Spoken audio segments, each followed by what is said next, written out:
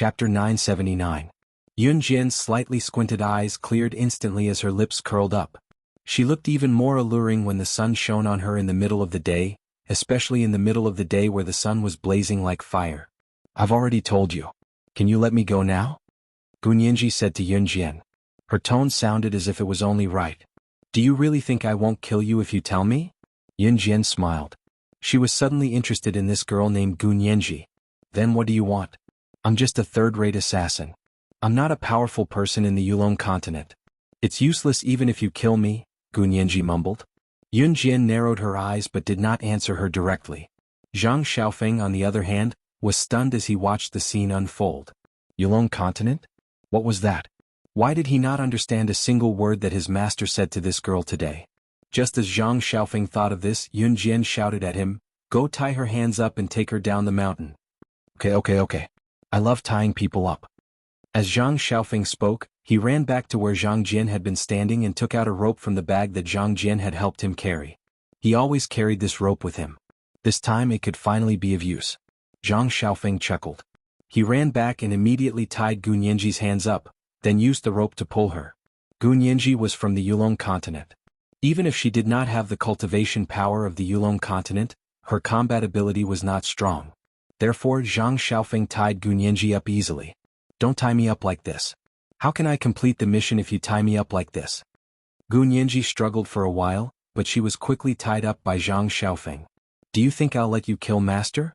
Ha, little girl, dream on." Zhang Xiaofeng tugged at the rope. Zhang Xiaofeng tugged at Gunyinji. She snorted and turned her head away, ignoring Zhang Xiaofeng. Because of Gunyinji's appearance, Yun Jian and Zhang Xiaofeng applied not to participate in the following group activities. The homeroom teacher had no choice. After all, Yun Jian was an advanced special forces soldier. More importantly, everyone present had witnessed Gunyinji's failed assassination attempt on Yun Jian. What if Gunyinji assassinated Yun Jian?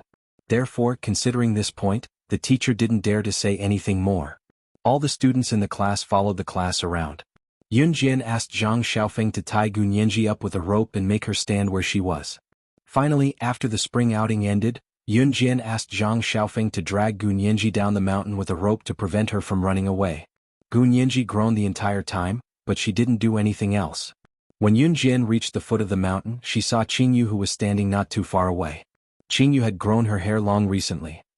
Her beautiful black hair flowed elegantly in the wind.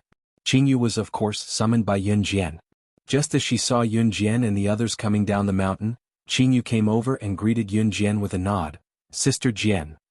Yun Jian nodded and pushed Gunyinji to Qingyu. "I'll leave her to you. Discipline her well." "Oh my, what right do you have to hand me over to her to discipline? I'm not your—" Gunyinji was indignant the moment she heard this. She had only just finished her sentence. Yun Jian cut her off. "Because you're my captive now." Chapter 980. Sister Jian, don't worry, leave her to me.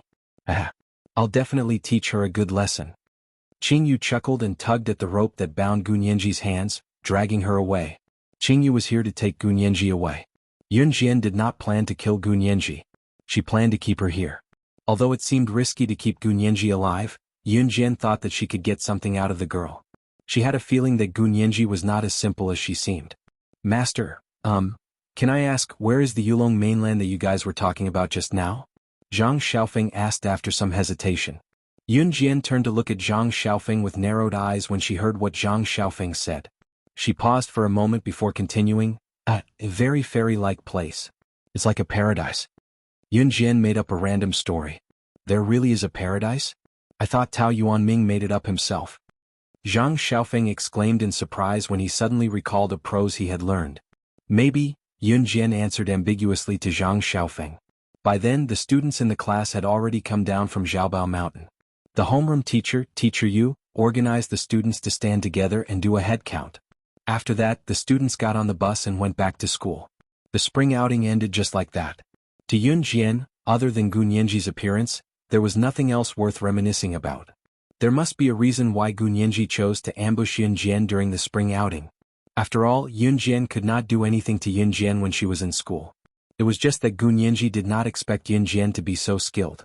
After the spring outing, it was back to the intense revision phase. It was already April. The senior high school entrance examination was usually 2 to 3 weeks earlier than other students who did not need to take the Gaokao, which was about half a month later. The middle school exams were usually held in the middle of June. Of course, the timing of the middle school exams differed from place to place. Longmen City Senior High School entrance examination began on June 18th and ended on June 20th. Therefore, from now on, there were only 2 months left for her to revise for the middle school exams. Therefore, during this period, the homeroom teacher, Teacher Yu, became very strict. The students had also entered the intense revision stage. As the days passed, Qin Yiru and Gu Yunjian's wedding day was approaching. Other than Yunjian saving Tang Qixin's boyfriend in the zoo last time, Tang Qixin went to Yunjian's house to thank her and bring some fruits. Nothing else special happened. In the military, Gu Junjian knew that Yunjian was about to take her middle school exams, so he did not arrange for Yunjian to go on any missions. Although Gu Junjian had already decided that Yunjian would go to the military academy, the middle school entrance examination was the most important exam in one's life. She still had to work hard to get a good score. There were still 2 months to the middle school exams, but the homeroom teacher asked the students to fill out a piece of paper to fill in their middle school exam aspirations. It was not yet time to fill in the actual middle school exam aspirations, but to motivate the students, the homeroom teacher asked them to write their own aspirations, stating their goals, which school they wanted to enroll in, and how many marks they had to achieve. Chapter 981. After filling in the application form for the middle school entrance exam and handing in this piece of paper, the bell signaling the end of school rang. It was a Friday, so dismissal was earlier today. All right, students who have filled in the application form and handed it in may dismiss. The last class was the class teacher, Miss Yu. She was still holding Yunjian's application form as she spoke to the class. Yunjian went back to her seat and left with Zhang Xiaofeng and Zhang Jian. She had only taken 2 steps when Miss Yu's shout came from behind her. Yunjian, you haven't written down your target score. Your goal is Min City's military school. The school in Min City has requirements for results as well. Besides, going from Longmen City to Min City is considered a cross-city exam. The cutoff for getting into Min City isn't low. Miss Yu called out to Yunjian because Yunjian had not written down her target score for the entrance exam. It was just that a lot of things came out from the teacher's rambling. Yunjian turned to the side. She was already carrying her shoulder bag, but her eyes were on Miss Yu as she said with a smirk, "I'm not writing down the score." Yunjian dared to tell the class teacher that she was not writing down the score? Was she that arrogant? Was she challenging the class teacher? The students in the class shifted their gazes to Yunjian. Most of the students were afraid of their homeroom teacher, so when Yunjian spoke to the teacher in such a tone, the students were slightly taken aback. Why not? Even the class teacher was surprised. Because I have to go. When Yunjian said the latter half of her sentence, there was a sense of confidence in her tone that could not be ignored. She was confident and arrogant, but no one thought that Yunjian was spouting nonsense. Yunjian pursed her lips and slung her shoulder bag over her shoulder as she turned and walked to the back door of the class domineeringly. Perhaps it was because of her aura. Even Teacher Yu didn't make a sound as he watched Yunjian leave. After separating from Zhang Xiaofeng and Zhang Jian at the school gate, Yunjian headed home. Yi hadn't been home recently. He had returned to an Hun group, so Yunjian was bored alone at home. She had just walked close to the entrance of the house because the Dong Ruan family's villa was a group of villas. In other words, other than Dong Ruan's villa, there were other villas around it. Unlike Gu Yunjian's villa, there was only one family within a radius of 8 miles. As they approached Dong Ruan's villa, Yunjian saw her mother chatting with Dong Ruan's neighbors. The rich ladies who were chatting with Qin Yiru all came from well-to-do families. It was a coincidence that Qin Yiru got to know them. They thought that Qin Yiru was a rich lady, so they gathered together to chat. Since Qin Yiru was invited, she chatted with them as well. It won't be a problem to get into the best high school in Longmen City. Boasting about their children was the most common topic of conversation among parents when they gathered together. The rich lady then asked Qin Yiru, "I heard that their school requires students to set goals. I wonder which high school your daughter applied to?" The rich lady was obviously boasting about her daughter's results and asked Qin Yiru in a tone that belittled Yunjian. Her motive was to hear Qin Yiru say that Yunjian's results were not as good as her daughter's. Yunjian then looked up and answered faintly, "Min City Military School." Military schools generally had a high cutoff score, especially when they were admitted to other cities. The rich lady was stunned before she looked at Yunjian in disdain. The cutoff score for military schools isn't low. Little girl, why would a girl like you go to a military school? That's where the boys go. Right, little girl, how are your results? The rich lady asked again. It's not high. Yun Jian blinked. The not high made the rich lady even prouder. She pressed, how high? Chapter 984. When she mentioned Mrs. Yang to Yun Jian, Qin Yiru said with a smile, actually, Xiao Ruan was the one who introduced Mrs. Yang to me. She said that she was worried that I'd be bored at home alone, so she introduced Mrs. Yang to me. Mrs. Yang is a housewife. Her husband earns quite a lot, so she usually stays at home to take care of the kids. Her life is pretty easy. When Xiao Ruan introduced Mrs. Yang to me last time, we got to know each other right away. Now that you're making so much money and I'm not working, it's pretty boring to stay at home, so I often find Mrs. Yang to chat with. Qin Yiru smiled as she spoke. Mrs. Yang was introduced to Qin Yiru by Dong Ruan. Dong Ruan was acquainted with Mrs. Yang herself. Qin Yiru, on the other hand, had already resigned. Back when Qin Yiru was working as a cleaner in New Cruise, her monthly salary was 1,500 yuan.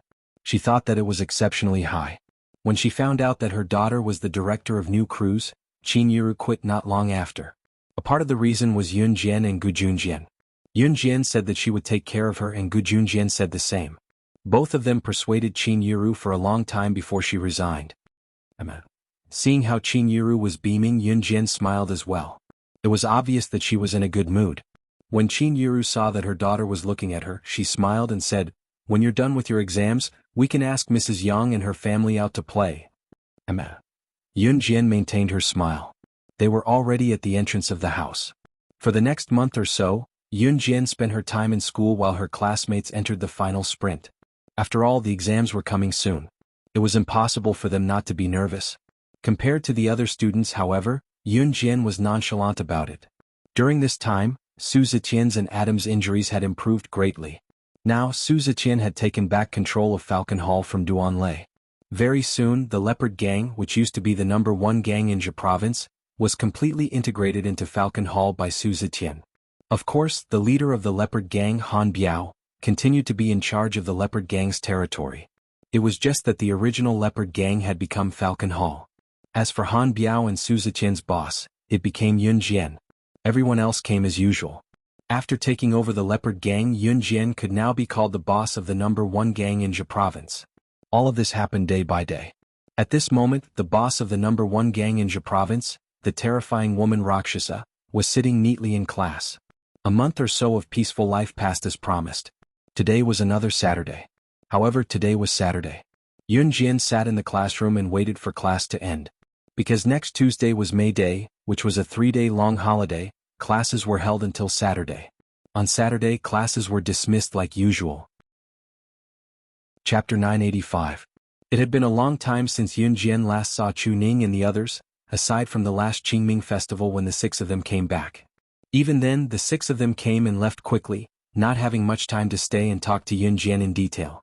At the same time, Yun Jian roughly knew that life in the military academy was tough. Yun Jian had just picked up her bag. Usually, she was the quickest to react when school was about to end. Therefore, her classmates did not leave. Since Yun Jian was the slashing god of Team Monarch, her classmates usually paid more attention to Yun Jian's every move. Now that they heard Zhang Xiaofeng telling Yun Jian that someone was looking for Yun Jian, the class turned in unison to look at the 6 people standing at the back door of the classroom. Chu Ning was almost embarrassed by all the eyes staring at her. Yun Jian, on the other hand, could clearly see that Chu Ning and the others were tanned compared to the last time she saw them. Haha, Yun Jian, I haven't seen you for so long, I missed you so much. Chu Ning waved at Yun Jian when she saw Yun Jian looking at her. Yun Jian narrowed her eyes at the gesture and walked toward Chu Ning. You're finally free to come back?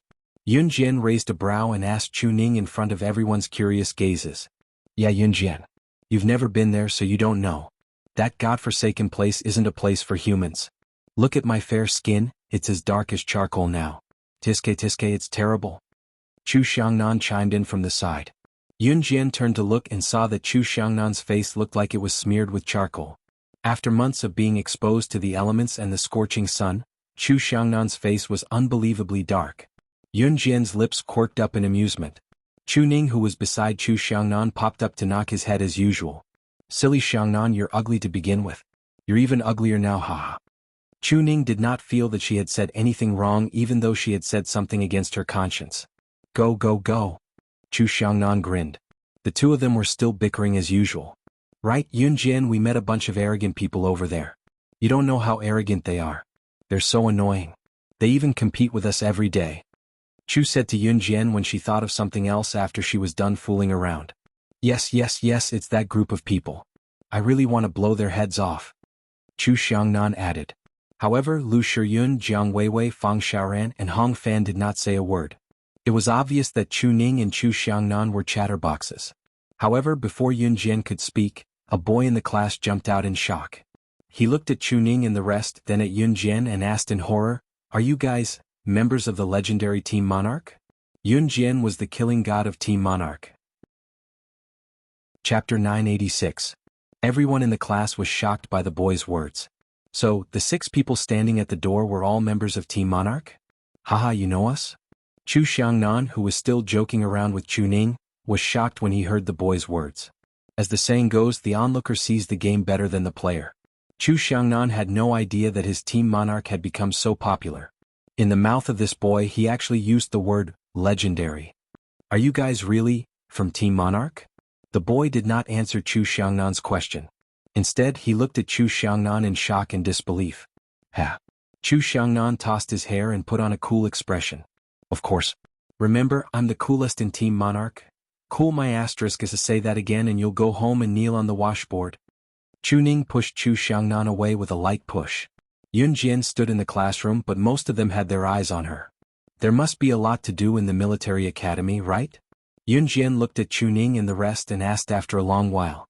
There are a lot of things to do.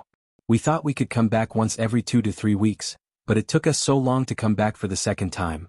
Lu Shiyun, who was standing beside Chu Ning and Chu Xiangnan, continued Yunjian's words. Lu Shiyun had always been a calm person. But Yunjian, if it's you, it won't be a problem for you to come home once a week. Once you're strong enough, you can apply to the school to do whatever you want even if it means skipping class. Fang Xiaoran added from behind. Hearing their conversation, some of the students in the class were even more shocked. Yunjian's ability was this strong? Haha Yunjian, I've been waiting for you to come to the military academy. Then all the members of Team Monarch will be here. Chu Ning added. Hearing their conversation, some of the students in the class could not help but envy Yunjian's friendship with Chu Ning and the rest. Why haven't any of you left after school? At that moment, the old teacher, Teacher Yu, who was passing by the classroom, noticed that none of the students had left the school. She found it strange, so she walked in from outside the classroom and asked. Due to the frequent incidents of gang fights in the school, the teachers could not help but be cautious. However, when Teacher Yu entered the classroom, a rowdy student immediately said, Teacher, they're members of Team Monarch. They're here for Yunjian. Since Team Monarch was rather famous now, their homeroom teacher, Mr. Yu, had naturally heard of them. They came back from the military academy to visit Yunjian. That's amazing. Another student jeered at the teacher. Teacher Yu turned to look at Yunjian. In fact, Teacher Yu did not particularly like the fact that Yunjian had lured the other members of Team Monarch to the school, namely Chu Ning and the rest who came to the classroom to look for Yunjian. Chapter 987. Chu Xiangnan had always said whatever was on his mind and did not know what taboo to avoid. However, when Chu Xiangnan spoke the truth openly, everyone present was completely dumbfounded by his words. What? The other 6 members of Team Monarch could not defeat Yunjian even if they worked together? Which one of the members of Team Monarch was not several times more powerful than their peers? Otherwise, they would not have been selected by Gu Junjian to join the military. The military was not a place where any ordinary person could join. More importantly, the other 6 members of Team Monarch had also become members of the Advanced Special Forces. It was the dream of countless Special Forces soldiers to join the Advanced Special Forces, and some might not even be qualified in their entire lives. Therefore, it was safe to say that every member of Team Monarch was an invincible existence to their classmates who could take on all of them alone. However, Chu Xiangnan's words just now completely shocked everyone. Teacher Yu's expression especially changed when she heard Chu Xiangnan mention Yunjian. Chu Xiangnan's words just now were like a slap to her face. Teacher Yu suddenly felt that what she said just now was rather stupid. It was that statement that a girl like Yunjian was too weak to enter the military academy. Fang Xiaoran seemed to think that it was not enough after Chu Xiangnan finished speaking. He laughed out loud and said, That's right, none of us dare to admit it. Yeah, none of us dare to deny that. Forget the fact that the 6 of us can't defeat her. I don't think any of the instructors in our military school are her match either. What do you mean by, probably? It's the truth. Chu Xiangnan added with a laugh. If the students present and teacher Yu's understanding of Yun Jian's strength were only limited to rumors, then at this moment, everyone present received clear confirmation. What kind of status did a military academy's instructor have? To be able to become an instructor in a military academy, one's strength must be on par. However, even a military academy's instructor could not compare to Yun Jian. All the students in the class were stunned. Even teacher Yu was dumbfounded. Aha, my master is just that amazing. Zhang Xiaofeng had witnessed Yun Jian kill the number 10 assassin on the international assassin chart, so he spoke with pride. Let's go, Yun Jian. Let's go to the restaurant. We rushed back this afternoon and I'm starving. Chu Xiangnan patted his tummy that did not have an ounce of fat on it as he led the way with a chuckle. Seeing this, Yun Jian picked up her bag and followed without hesitation, completely ignoring the teacher behind her. Zhang Xiaofeng did not follow. The group of people walked out of the classroom happily, not even sparing a glance at Teacher Yu. Teacher Yu stood there awkwardly. Chapter 988. Since Miss Yu did not quite believe Yun Jian's words just now, when Chu Xiangnan and the others walked out of the classroom and began their discussion, she purposely hollered at the top of her lungs before they went too far. They were afraid that Miss Yu, who was standing in the classroom, would not hear them. Of course, what Chu Xiangnan and the others said was the truth. When the instructors in the military school heard about Team Monarch's Slashing God's achievements and the fact that Slashing God would be transferring to the military school next semester, the instructors in the military school were already fighting over her. They had even gotten into a fight not too long ago. Fortunately, the chief instructor stopped them in the end and it did not lead to any trouble. Of course, with Chu Xiangnan and the others' loud mouths, their voices could be clearly heard by their homeroom teacher, Miss Yu. Miss Yu's astonishment was indescribable. Of course, her classmates were equally stunned on the spot, unable to control themselves. Yun Jian had not even entered the military school and the instructors were already fighting over her? Moreover, Miss Yu had told Yun Jian in a reproachful tone that if she did not study hard or train her skills properly, it would be a problem for a girl like her to even get in due to the high threshold of the military school. But Yun Jian had not even entered the military school and she had already become the most sought-after existence among the instructors.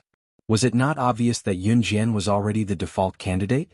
Miss Yu knew that Yun Jian was Team Monarch Slashing God, but she thought that even if Yun Jian was Team Monarch Slashing God, she should follow the traditional selection method. However, from the looks of it, Yun Jian's entry into the military school was already set in stone. It was no wonder that Yun Jian had only written Min City Military School in her application and was not even willing to write down the target score. It turned out that she was already the default candidate.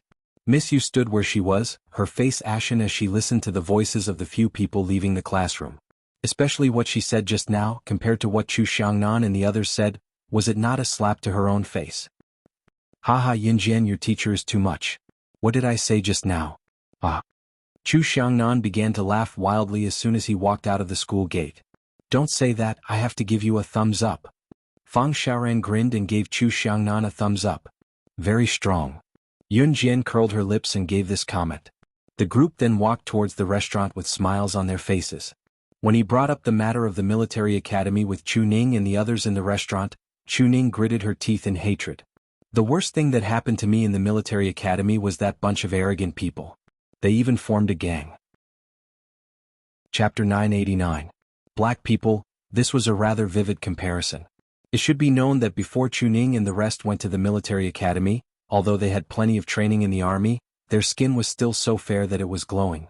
What about now? It was not that Yun Jian was exaggerating, but Chu Ning and her friends were tanned. They were almost as tanned as black people and their faces looked like they had been smeared with charcoal.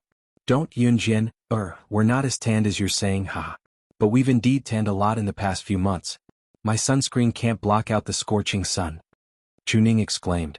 After saying that, Chu Ning reached out her hand and rubbed her face hard, as if she could rub the dark skin off her face with this rubbing. Haha, you're the most obvious tanned one among us. Chu Xiangnan reached out to pinch a piece of fat on Chu Ning's face before quickly retracting his hand and teasing her with a chuckle. Go away, go away. Are you looking for a beating? I'm talking to Yun Jian. Being pinched by Chu Xiangnan, Chu Ning clenched her fists and gestured at Chu Xiangnan. Alright, stop fooling around both of you, Jiang Weiwei spoke up, stopping Chu Ning and Chu Xiangnan from fooling around. Sai, we'll have to go back to the military academy after Labor Day. Hi Yunjian, don't worry, we'll train well before you come to school. Chu Ning gestured at Yunjian with her fists clenched and assured Yunjian confidently. Yunjian nodded with a squint. Chu Ning and her friend's performance gave Yunjian a brand new feeling that they were working hard. It was a feeling that Yunjian appreciated very much. If there were other people, they would have been waiting for Yunjian to make a move when they saw how capable Yunjian was. However, Chu Ning and her friends did not. Even if Chu Ning and her friends could not defeat the invincible gang they mentioned, they would not back down. No one was born a powerhouse. Every powerhouse was a heaven-defying existence that had gone through countless trials and tribulations. Chu Ning and her friends took the time to visit Yunjian before they went home after dinner. They did not have much time on holiday. Other than visiting Yunjian, they had to report to Gujunjian that they were safe and go home. After spending a few days with their families, they had to rush back to the military academy. When they bid Yunjian farewell, Chu Ning hugged Yunjian for a while. When they were about to leave, Chu Ning turned and took 2 steps before she suddenly thought of something and turned back to look at Yunjian. Alright, Yunjian, you'll be having your midterm exams in 2 months. Once you're done, won't you have your break 2 weeks earlier than other grades? Why don't you come and play with us after the holidays? We're bored to death at school. Chu Ning stuck out her tongue as she spoke. Chapter 990. Hearing Yunjian's promise, Chu Ning and the others were quite happy. Then Chu Ning and the others went home. Yunjian had been living quite comfortably recently. She crossed her arms in front of her chest and watched Chu Ning and the others leave. Then she pursed her lips and smiled slightly. Then she turned around and prepared to go home. Ever since she was assassinated by Gu Nianji, Yunjian had been thinking about it. Gu Nianji's words last time were 90% true. As for the other 10%, it still needed to be investigated. But no matter what, Yunjian believed one of the things Gu Nianji said. That was, in Yulong Continent, her name had already been placed on the billboard. This billboard was not a good ranking. It was a list of assassinations. Yunjian had already told CE about this. After CE found out about this, he launched a crazy investigation together with the previous assassination. But so far there was no conclusion. If this had happened on Earth, within Hun's influence, they would probably be able to find out the truth in an instant. But if it had happened on Yulong Continent, a continent completely unrelated to Earth, then it was hard to say. But with CE's influence, even if it was on Yulong Continent, he would still have a way. But relatively speaking, it might take a little longer. According to CE's words, if anyone dared to assassinate his woman, even if they had to hide in outer space, he would find them and make them suffer a fate worse than death. As soon as she walked into the house, Yunjian saw a tall figure standing in the house. Yunjian did not need to look to recognize that this person was Gu Xian. Gu Xian, who had dyed his hair black, was much more handsome than before. He no longer had the red, yellow, blue and green hair that did not suit him in the first place. With his short black hair, Gu Xian looked a little like a fresh campus boy. Seeing Yunjian coming in, Gu Xian stood up from the table and strode to Yunjian, exclaiming in delight, "Sis, you're back." Yunjian nodded when she saw Gu Xian and placed her bag on the stool. "Xiaojian, you just came home? Have you had dinner?" Qin Yuru came out of the kitchen with an apron on and bubbles on her hands, looking like she was washing the dishes with dishwasher. "Yes," Yunjian answered Qin Yuru and turned to Gu Xian. She waited for Gu Xian to speak. Based on the way Gu Xian looked at her just now, Yunjian knew that he must have something to tell her. As expected, when Qin Yuru entered the kitchen again, Gu Xian looked at Yunjian and chuckled foolishly before scratching his head and telling Yunjian, "Sis, I'm going back to school tomorrow. Do you want to come with me? You have a 3-day break on Labor Day. Since it's near our school, there'll be an international racing competition tomorrow night. It's a rare opportunity, so do you want to come with me, sis?" Gu Xian was officially inviting Yunjian to participate in the competition. What Gu Xian meant was that he was inviting Yunjian to go abroad to watch the international racing competition. Yunjian had been abroad before, so she had a passport that allowed her to leave anytime. Gu Xian was probably aware of this, which was why he invited her. "Where is it?" Yunjian looked up slightly and pressed her lips together before asking softly. "Maryland, Country M." Gu Xian gave her an address quickly. When Gu Xian gave her the address, however, Yunjian narrowed her eyes. Was this not where Alluring Witch's Rongyao company was located? Other than being very interested in the race, there was another reason. He had a buddy who was going to take part. It was an honor for Gu Xian's buddy to be able to take part in an international race that only the world's top racers were qualified to take part in. Although Gu Xian's buddy did not follow Gu Xian to country Z, he was Gu Xian's best buddy. Sis, I'll introduce you to some of my buddies later. Gu Xian turned to speak to Yun Jian. They had just finished speaking when they arrived at the entrance of Gu Xian's school. Gu Xian's buddies were all from country Z. Even if they were studying overseas, they were used to hanging out with people from their own country. When Gu Xian saw the group of people, he was already waving and walking over with Yun Jian. Hi. My Xiao Xian, you're back. Among the people standing at the school entrance, a burly man came over to Gu Xian with open arms. Chapter 992. This burly man was Gu Xian's best buddy. He was also the one who would be participating in the international racing competition tonight. Therefore, he could be considered to be one of the more popular ones among this group of people. Even in Gu Xian's school, this man's presence was still very strong. It could be said that this man was the role model of the people of country Z. Of course, in the school, there was no lack of people who saw that Gu Xian was from country Z. They would wantonly oppress them. Gu Xian's buddy, on the other hand, looked more mature. The man's name was Dan Tianxing, and he was also a senior racer. In his buddy's eyes, Gu Xian was still a virgin who had never interacted with girls before. Not to mention appearing in front of everyone with Yun Jian like today. Therefore, Dan Tianxing felt that it was strange, and that was why he asked that question just now. F***ck off, she's my sister. Gu Xian walked up and directly gave Dan Tianxing a headshot. Of course, it was just a joke between friends. They didn't really fight. Sister? F***ck little Xian, I keep feeling that you've changed. Tell me, what did you experience after returning to China? Also, you actually dyed your hair black. Dan Tianxing suddenly reacted. He walked around Gu Xian a few times and asked loudly. After saying that, Dan Tianxing looked at Yun Jian's slender body again. He was shocked and asked Gu Xian, and you have another sister? How is it? Isn't this hairstyle cooler than the previous one? Also, who can't have a sister? So what if I have another sister? If you have the guts, ask your mother to give birth to another one. Gu Xian laughed and teased. As he said that, Gu Xian turned to look at Yun Jian. Then he introduced Dan Tianxing to Yun Jian. Sister, he's just a blockhead. Don't lower yourself to his level. Other than being good at racing, he has nothing else to show off. Gu Xian's words made Yun Jian smile. Dan Tianxing scratched his head, then reached out his hand to Yun Jian. Hello, little Xian's sister. Seeing this, Yun Jian didn't reach out her hand. Instead, she nodded and said, hello. Then Gu Xian introduced Yun Jian to his other buddies. His name is Wu Dezhuang. His name is Zhu Zilin. Gu Xian's friends were mostly gangsters. Of course, they were all from country Z.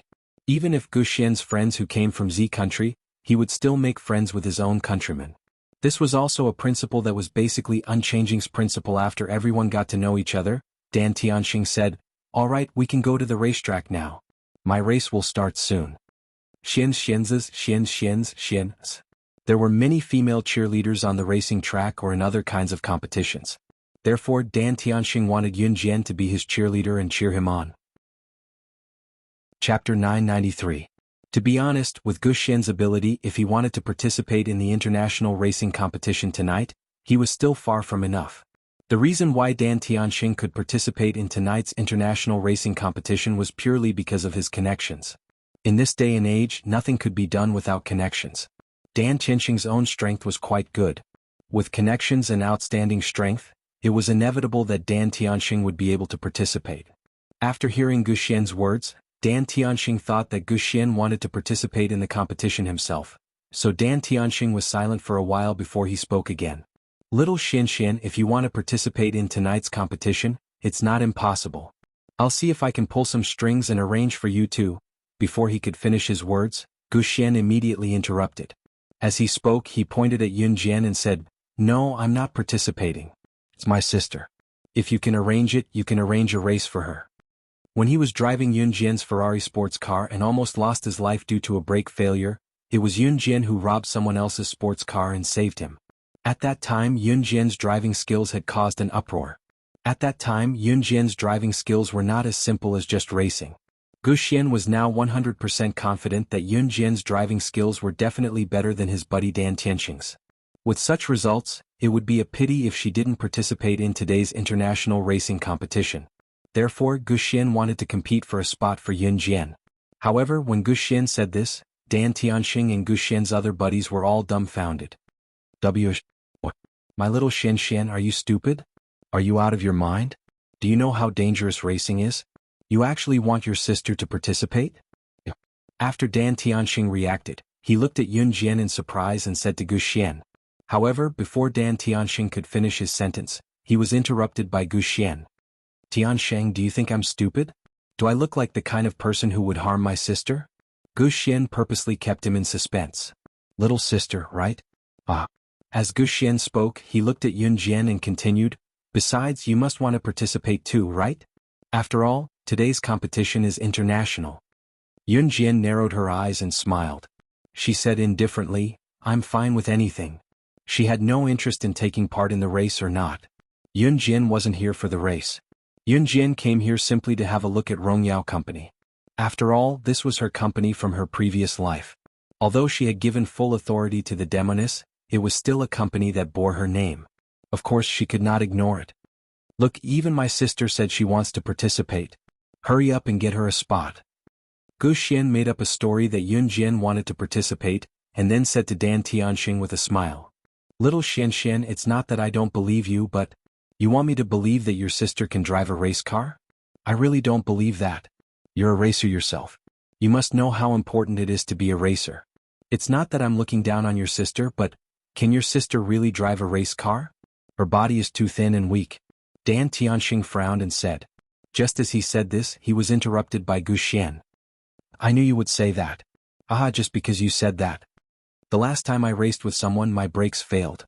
Do you know who saved me? It was my sister. I can guarantee that there is no racer in this world who can do that. Chapter 994. In the ears of Dan Tianxing and the others, Gu Xian's words were like being hit by a huge wave. That kind of feeling wasn't something that ordinary people could understand. Instinctively, Dan Tianxing and the others thought that Yun Jian was simply following her brother Gu Xian to watch the racing. But when Gu Xian exaggerated what happened last time, Dan Tianxing and the others opened their mouths wide, as if they had seen a ghost. The few people present were all racers, so everyone was very clear about the importance of a qualified racer's physical fitness. But what about Yun Jian? Yun Jian had gained a lot of weight compared to when she had just been reborn. Of course, according to Yun Jian's body when she had just been reborn, she could be described as skinny as a match. And now, although Yun Jian had gained a lot of weight, her body was still curvaceous. She had the standard figure of someone who looked thin with clothes on but was muscular without clothes. She looked quite thin, so Dan Tianxing and the others didn't suspect her at all. Moreover, racers nowadays were generally men.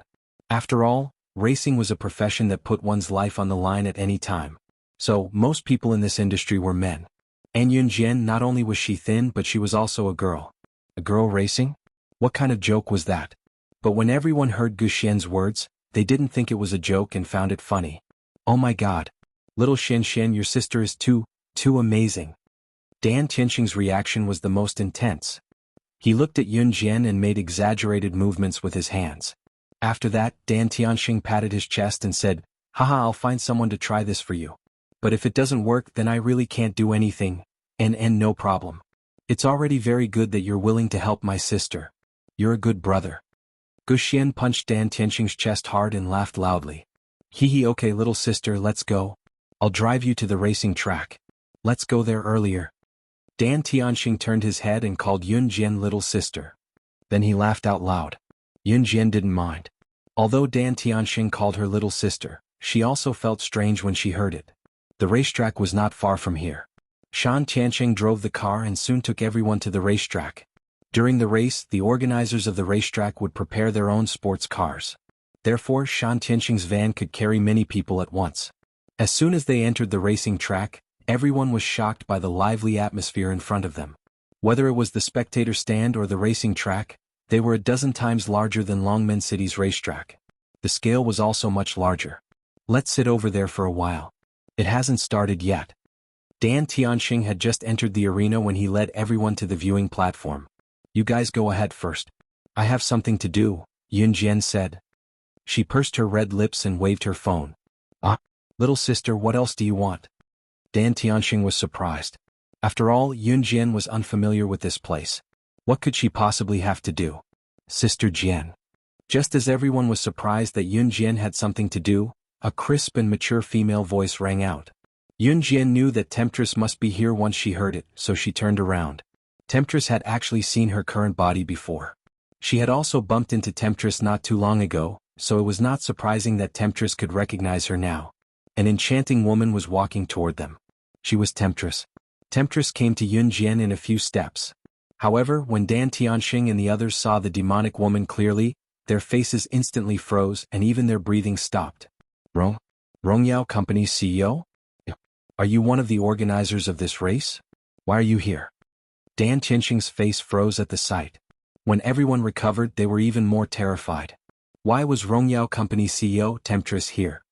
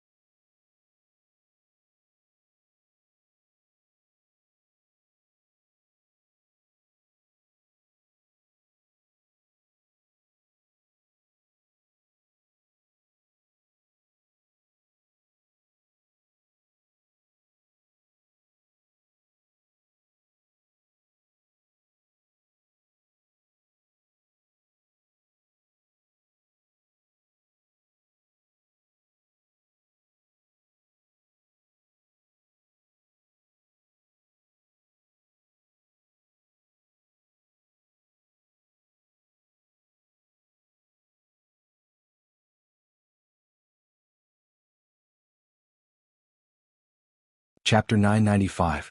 Alluring Temptress had a hot body. Her perfect figure was slender and seductive.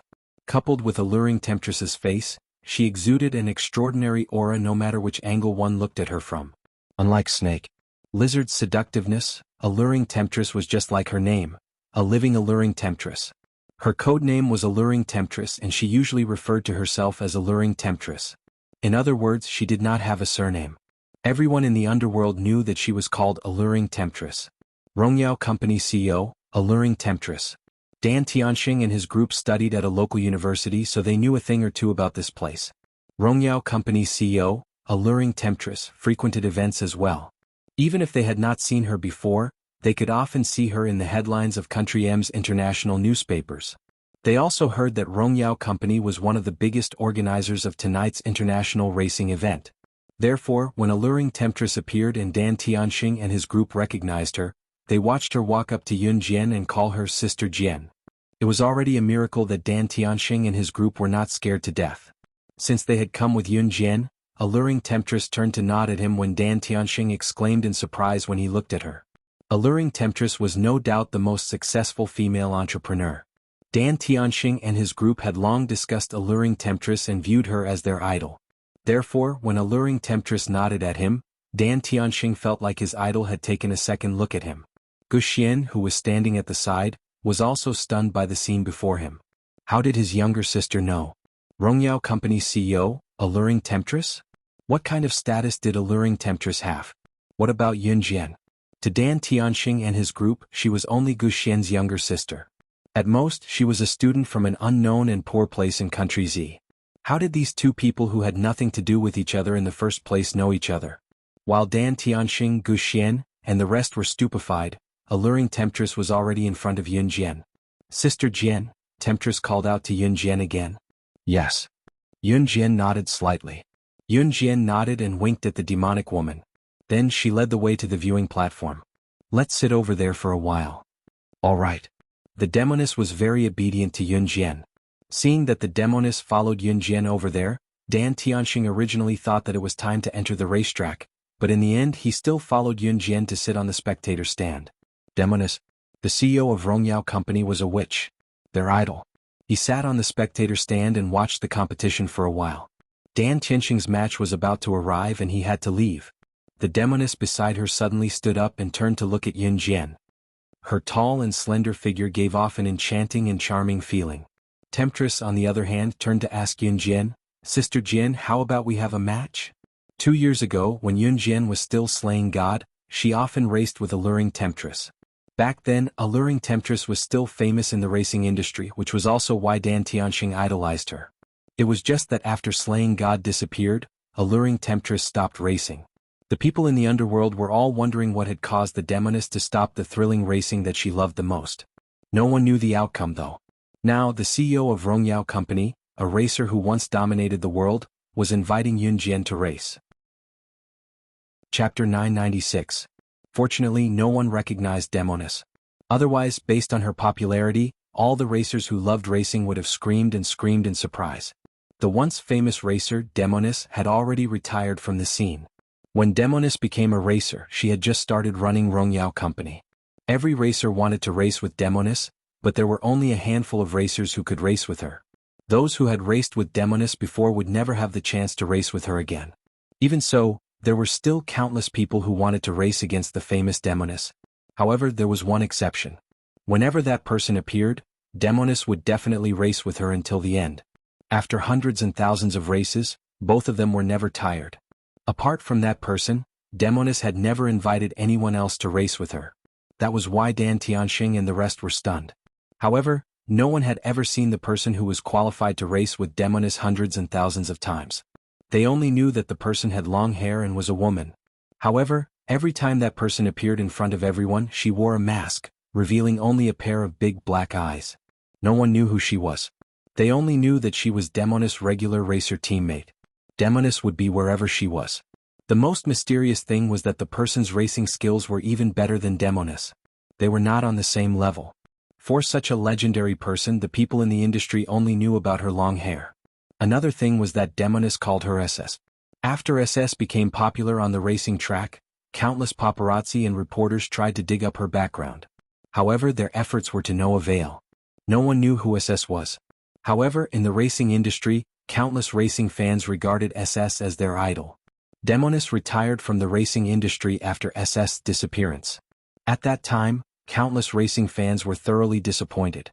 However, the people in the industry could not figure it out no matter how hard they racked their brains. That was to piece the two English words together and find a Chinese font that existed on the international leaderboard, slaying God. Demoness had been out of the racing circle for a long time, so when Demoness stood up and turned to look at Yun Jian, personally inviting Yun Jian to race, Dan Tianxing's back straightened. Gu Xian's eyes lit up. He was terrified and panicked because other than the legendary SS, no one else had ever been invited by the witch. But what if Dan Tianxing and Gu Xian believed that Yun Jian was an SS? How was this possible? This must be a coincidence. Perhaps it was because Yun Jian was really outstanding? Good.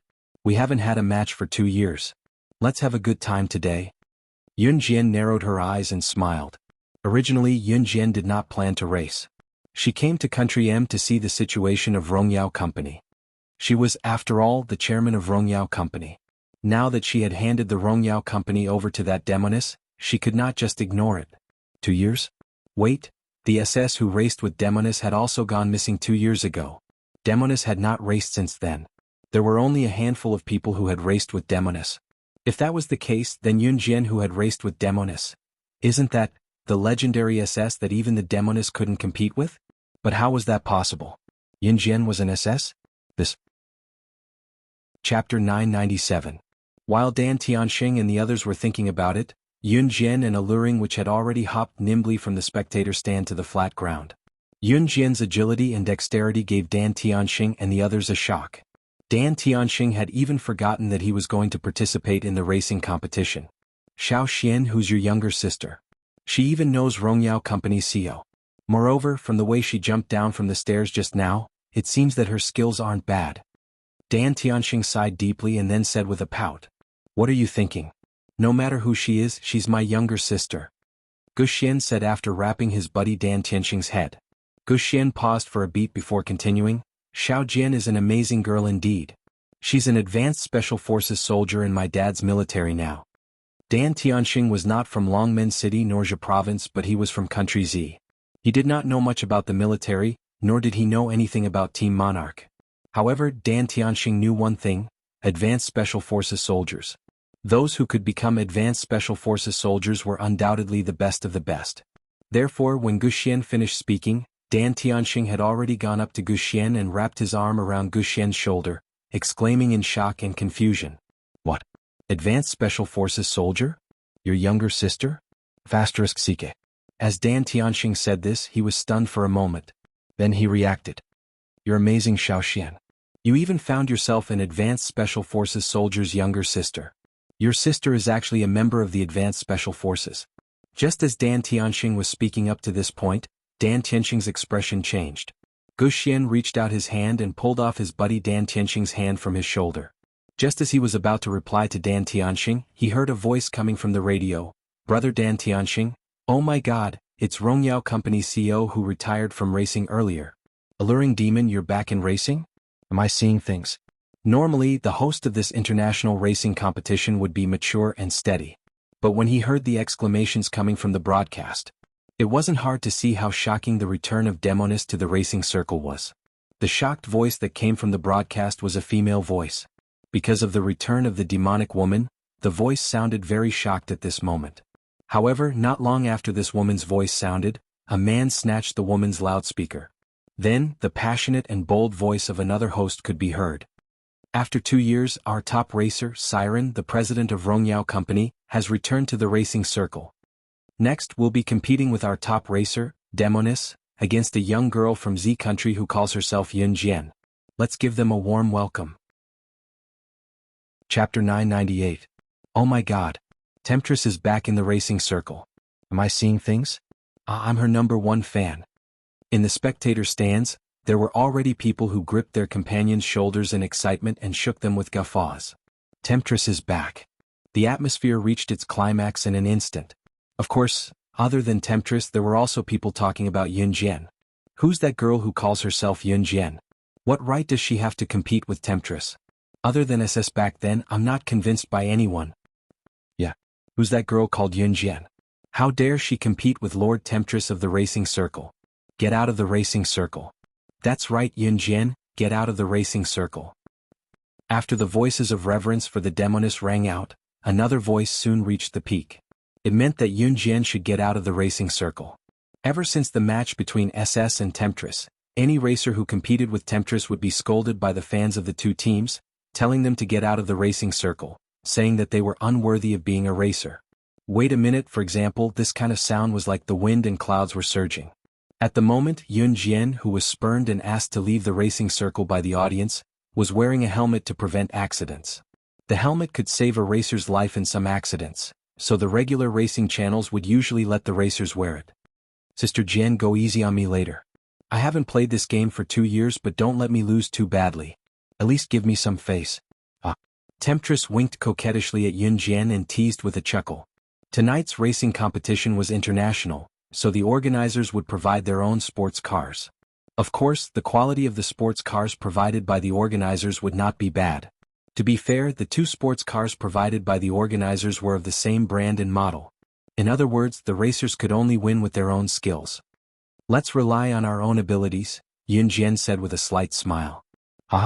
We can go to the starting track and get ready. Siren wasn't angry.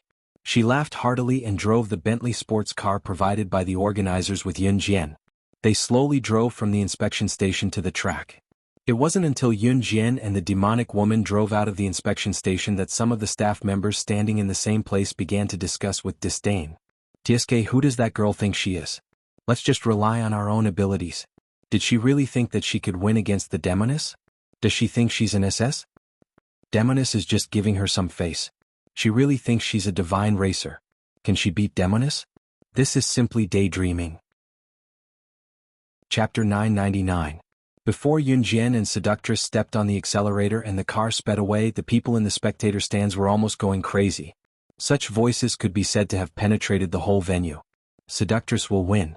Yun Jian, get out of the racing circle.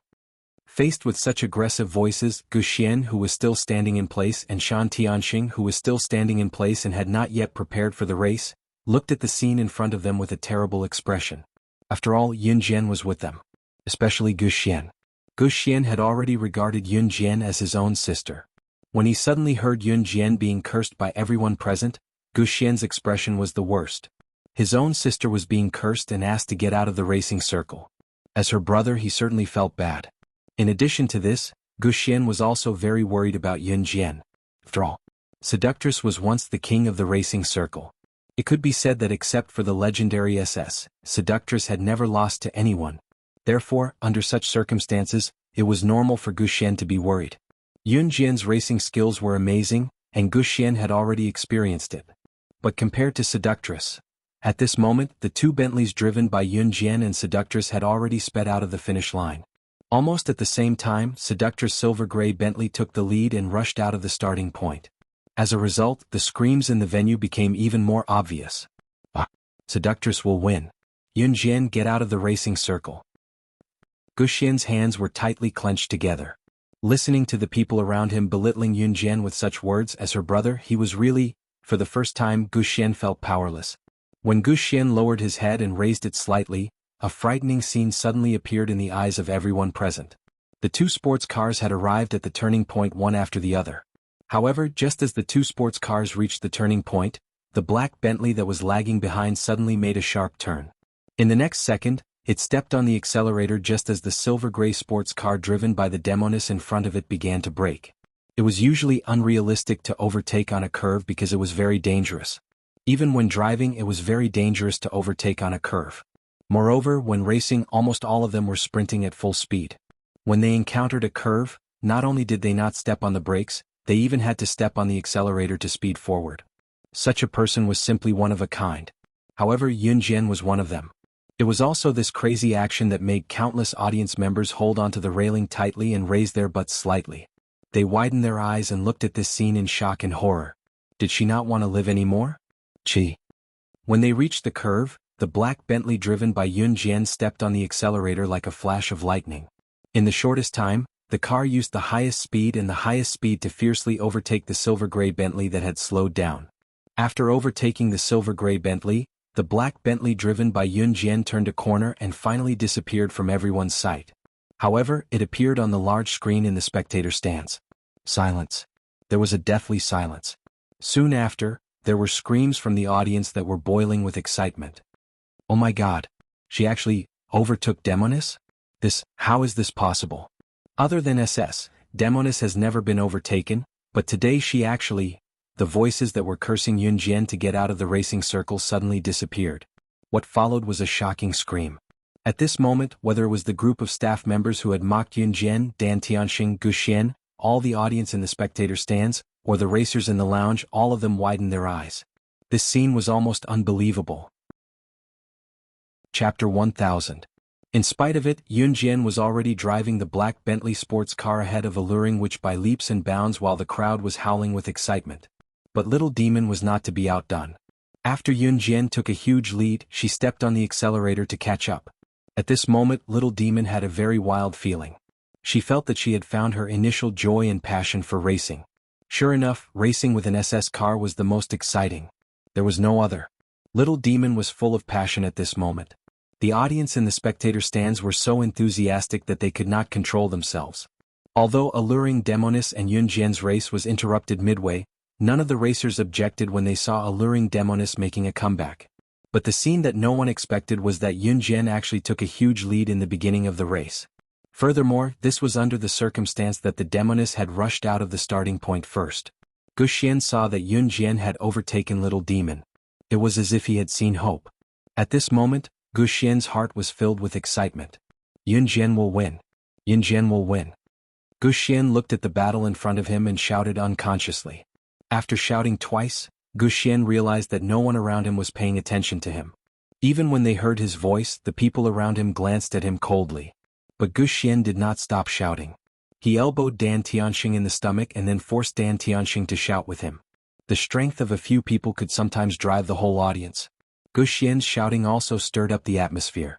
Gradually, when they saw that Yun Jian had overtaken Little Demon, Some people also shouted with Guxian. For a moment, the audience and the spectator stands were divided into two factions. The audience was shouting and screaming at the same time. The atmosphere had reached its climax. However, at this moment, someone pointed at the screen and shouted loudly, "Look! There!" This person's voice was quickly drowned out by the shouts of the audience and the spectator stands.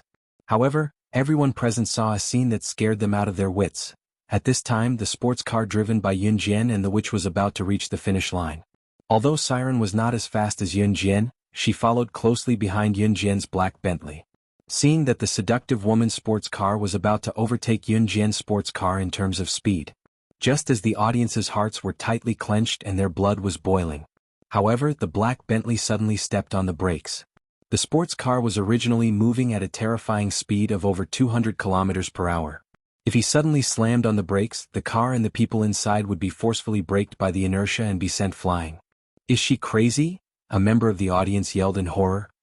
At this moment, a shocking turn of events suddenly occurred. The moment the car braked, the black Bentley began to slide to the left. At the same time, due to inertia, it spun and slid crazily. It spun twice as fast as the original speed of the sports car and was flung away. With this toss, the hearts of everyone present almost fell out. Was he going to screw up? Everyone present could not help but think so. However, just as they thought so, they saw the black Bentley driven by Yun Jian bounce to the finish line at the speed of a spring after being flung away. When it reached the finish line, the black Bentley spun a few times on the spot and suddenly came to a stop. Yun Jian won. Siren reached the finish line 10 seconds later than Yun Jian. However, at this moment, no cheers could be heard. The people present could no longer express their inner feelings with the word shock. Why did the way the black Bentley used just now feel so familiar? I've seen that move in SS car before. She's SS. Someone suddenly reacted and pointed out the mystery. Hearing this person's words, everyone present stood up in fright. Yun Jian was actually SS. Chapter 1001. Those who had looked down on Yun Jian, including those who had insulted Yun Jian and demanded that Yun Jian get out of the racing circle when they heard about the race between Yun Jian and Siren. Those who had checked the station and said that Yun Jian was daydreaming if she thought she could beat Siren. Guxian, Dan Tianxing and the others. Everyone's eyes widened in horror as they stared at the scene in front of them in astonishment. The whole place was silent. Everyone had the same expression on their faces, stunned. At this moment, no one's expression was normal. Especially those who had looked down on Yun Jian.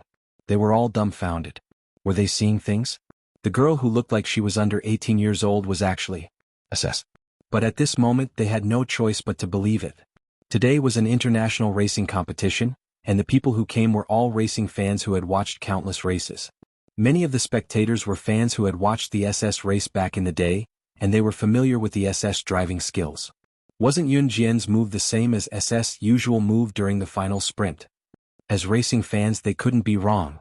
After a moment of silence, the crowd began to roar and seethe. SS' appearance was even more shocking than the return of the top racer, Siren. And the most shocking thing of the day was that SS, who had been famous in the racing circle but had never shown her face, was actually a young girl. But if SS was so young now, then 2 years ago, how old was she? 13? 14? Oh my God. Everyone present was so shocked by this that they almost stopped breathing. At this moment, the driver's seat of the black Bentley parked at the finish line opened. Yun Jian's flawless face appeared in front of the crowd's eyes. On the grandstand, someone led the crowd to shout at the top of their lungs. The atmosphere was 100 times hotter than before. Yun Jian frowned slightly when she heard the orderly cheers. Her delicate face made people feel even more excited. Chi. Not long after, the demoness silver-gray Bentley also braked at the finish line. She got out of the silver-gray Bentley in a rather handsome manner. Then she swung the car door and closed it. The demonic woman laughed bluntly before she walked up to Yun Jian. She reached out her hand and stroked her hairline. Then she said to Yun Jian as she walked, "Sister Jian, your driving skills are still amazing even after 2 years of absence. Ah. You've improved." Yun Jian narrowed her eyes and commented. Yun Jian never flattered people, but whatever came out of her mouth was definitely the truest words. The demonish driving skills had indeed improved. If it was 2 years ago, she would have been left far behind. Ah, of course. Demoness was not bashful from Yun Jian's compliment. Instead, she admitted it openly. As they spoke, Yun Jian and Alluring which walked out of the racetrack side by side. Just as they exited the track, a large group of reporters who had already brought their cameras swarmed toward them, all of them dashing toward Yun Jian. Hello. May I ask if you're SS who suddenly disappeared 2 years ago? Do you know that Demonist disappeared from the racing scene after you disappeared? Can you explain why you left the racing scene back then? May I ask if you'll make a comeback? Why didn't you show your real face before?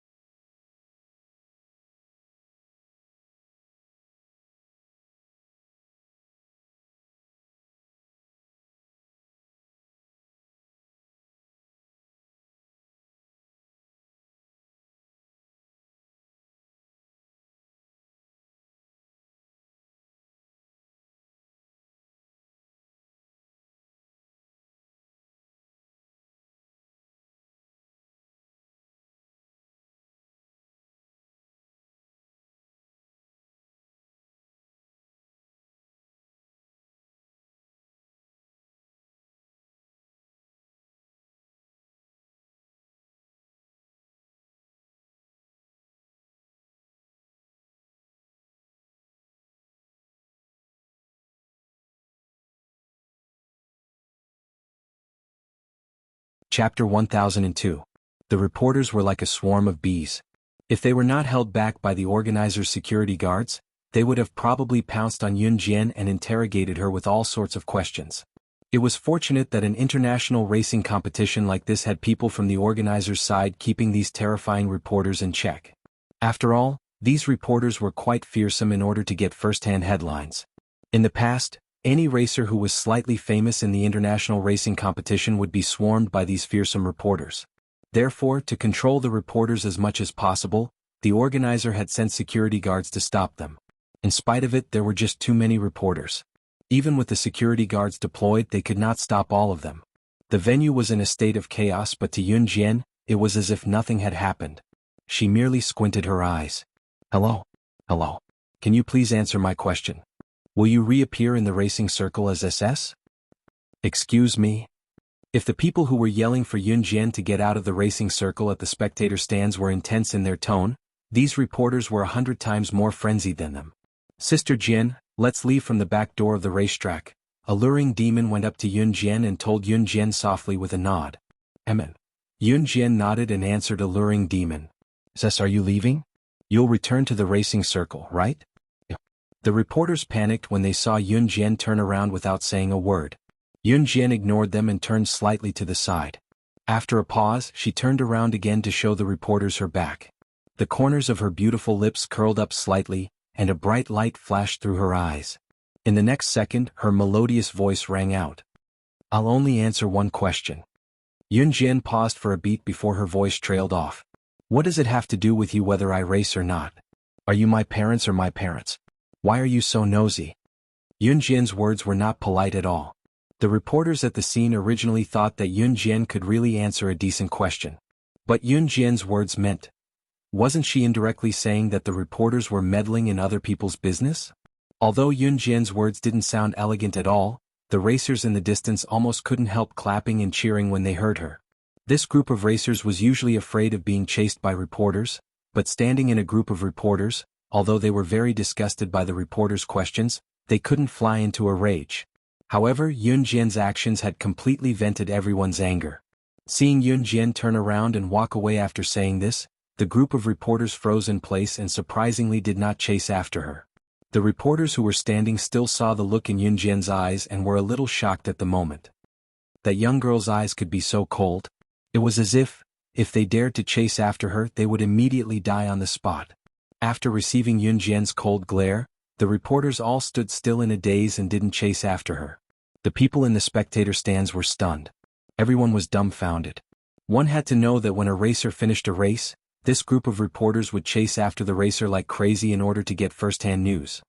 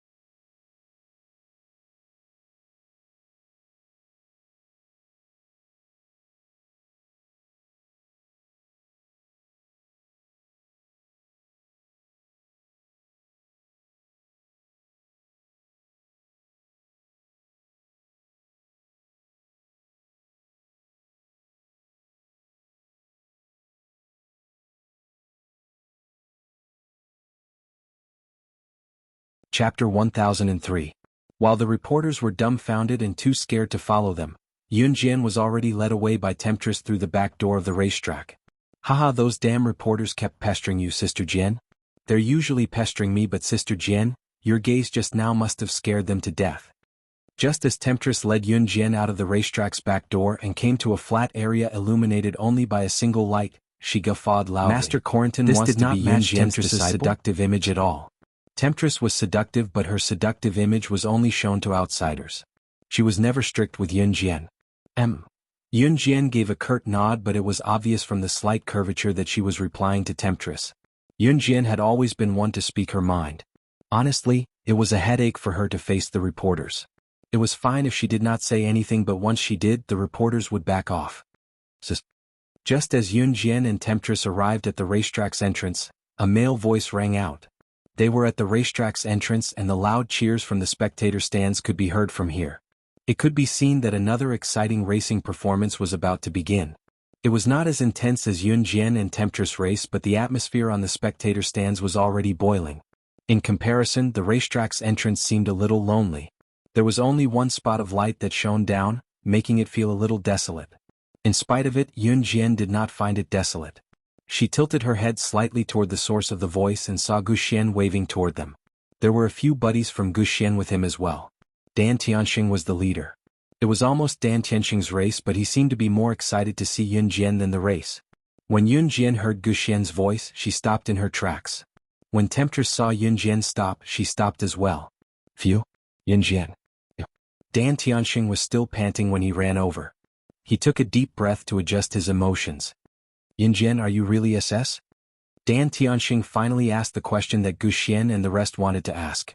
Just as he asked the question, however, Dan Tianxing paused and said, "No, I don't mean anything else. It's because I admire Temptress and SS very much, so."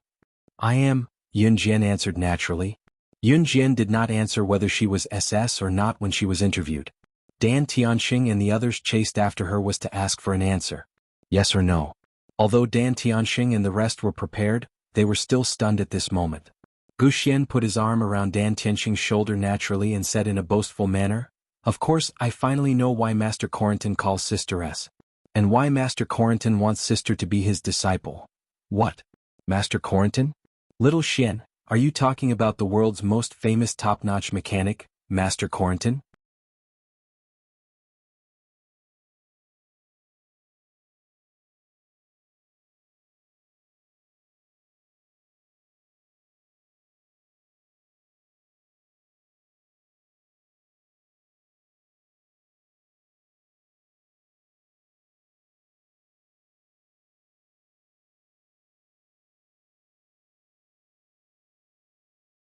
Chapter 1004. Corentin was also well known in the racing circle. What was that Temptress supposed to winked mean? at Dan Tianxing Corentin and did the not others race before why she was followed he so Yunjian famous with a in the chuckle. racing circle? What Temptress It was said because surprised Corentin's Dan modified Tianxing and the racing others. car was the best That was in the not the world. end of it. Any When racer Gu would have Xian a heard grand that, goal he could not or help wish, stepping up which to was tell to his get a buddy, sports car Dan modified Tianxing. by Master Corentin. Tianxing, Therefore, I used to think that Corentin was Master famous in the Corentin was racing the best circle. mechanic in the world. Moreover, But Corentin ever had since a I quirk drove that the everyone Ferrari in the sports car industry my knew. sister modified, It was impossible to get a Ferrari sports car car my modified sister by Master modified is Corentin twice as even if you fast had as the Master money. Corentin's It also modified depended sports on car. his mood. If Master he was in a bad Corentin's mood or modified did not like sports you, car was he would not originally modify twice as you fast even if as it a cost him regular his sports life. car. This was That was mentioned already the before. limit. Of course, However, the reason a mechanic Corentin who could could be so double the arrogant speed was of because Master he had his Corentin's own modified skills. sports car. He had the capital There was to be probably so no one arrogant else in and the world brash. who could do that. Therefore, when they heard that someone like him was begging to be Yun Jian's disciple, Shan Tianxing and the rest were shocked and fearful. Huh? That old man Corentin is still begging to be Sister Jian's disciple? To Shan Tianxing and the rest, Corentin's begging to be Yun Jian's disciple was terrifying, but alluring demon was only impressed by his perseverance. As for Corentin wanting to be Yun Jian's disciple, it was just a normal thing. Sister Jian, that old man still hasn't given up. Are you going to take him in? Alluring demon crossed her arms lazily and looked at Yun Jian with a grin, her eyes twinkling with a peculiar glint. No, Yun Jian retorted. Shan Tianxing and the rest shuddered again when they heard Yun Jian's straightforward rejection. That was the internationally renowned mechanic, Master Corentin. If it were any of Dan Tianxing's men, they would be very satisfied if Master Corentin were to meet them, let alone acknowledge them as his master. What about Yun Jian? Why? Yun Jian, why didn't you take Master Corentin in? If Yun Jian took Master Corentin as her disciple, would it not be a piece of cake for him to modify a sports car? Dan Tianxing asked in confusion. Because. Yun Jian tilted her head and looked at Dan Tianxing. She narrowed her eyes slightly, and there was a beautiful luster in her eyes that no one could underestimate. Because he's not qualified. In the next second, Yun Jian's soft voice rang out. When this voice rang out, Dan Tianxing and the others were completely stunned. What did he mean by Master Corentin wasn't qualified? If even Master Corentin wasn't qualified, then who else in the world was? However, after Yun Jian finished speaking, she smiled faintly, turned sideways and took a step forward. Little Xian, your sister is an SS, the king of the racing circle. That's true, but Master Corentin's strength isn't just for show. For her to speak of Master Corentin like that, isn't it a little? Dan Tianxing said hesitantly. Little brother, you're really flattering that old man Corentin. He's nothing to Sister Jian.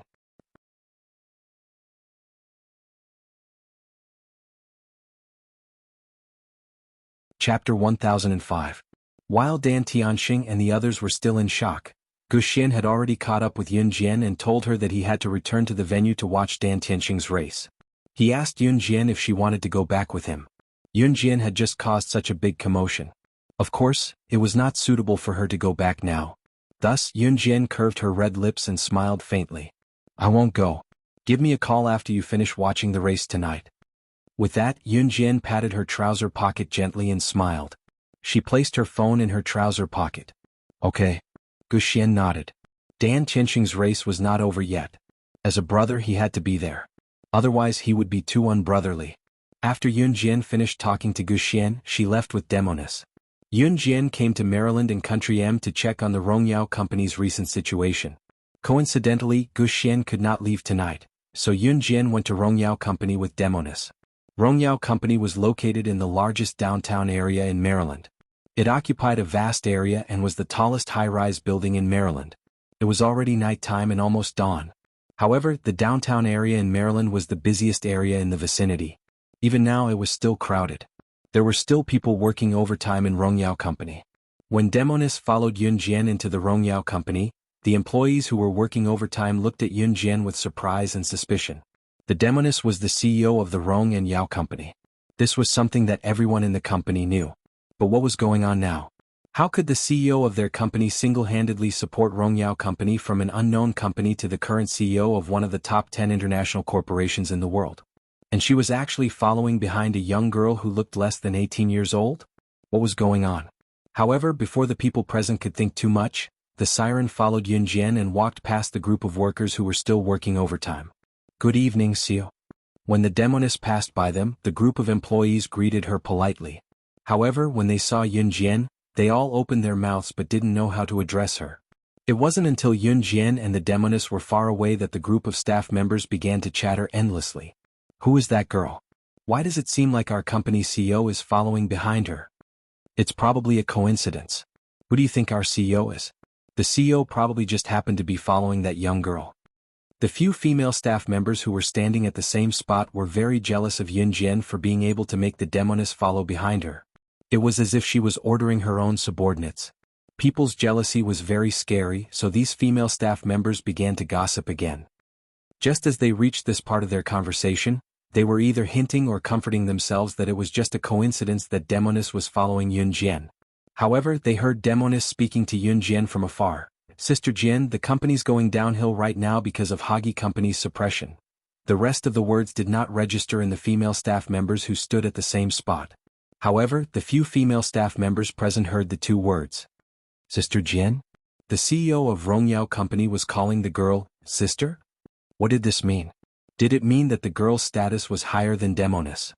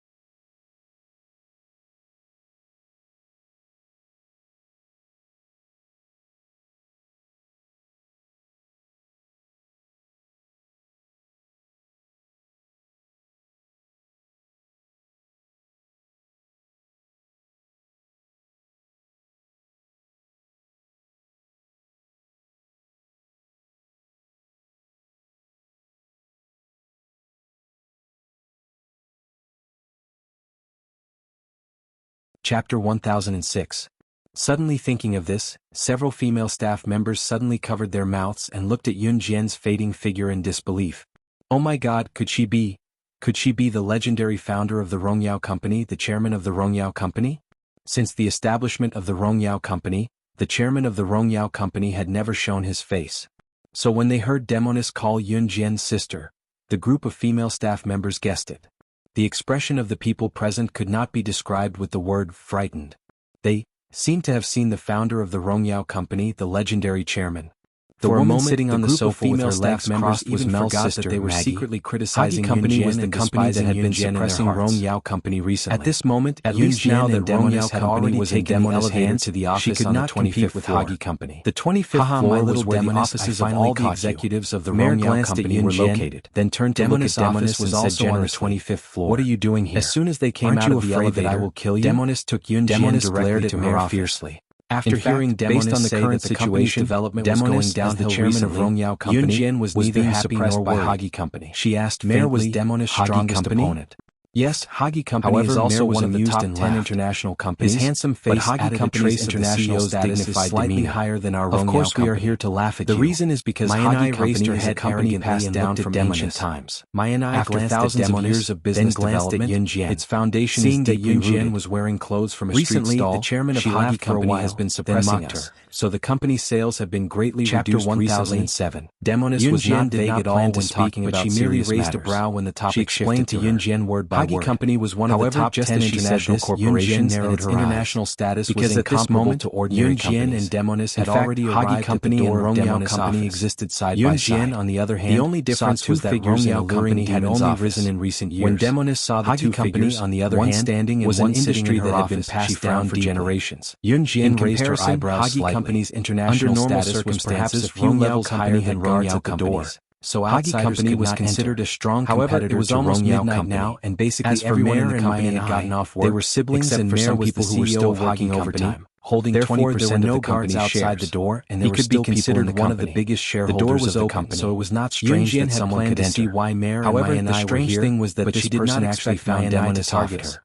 She narrowed her eyes and stared straight and said in astonishment. Mai and I had thought of teasing Yun Jian when she saw her standing quietly on the side. She knew who the two people in the office, especially since Hagi Company and Rongyao Company's CEO, the man standing was Mare, the chairman of Hagi Company. Looking at Yun Jian's attire, Mai and I had thought of mocking her, which was why she had mocked Yun Jian so viciously. Just as she finished mocking Yun Jian, Mai Ni's gaze was fixed on Temptress.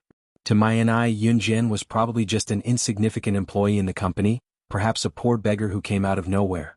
Mai Ni's purpose of belittling Yun Jian was to suppress Temptress in terms of aura.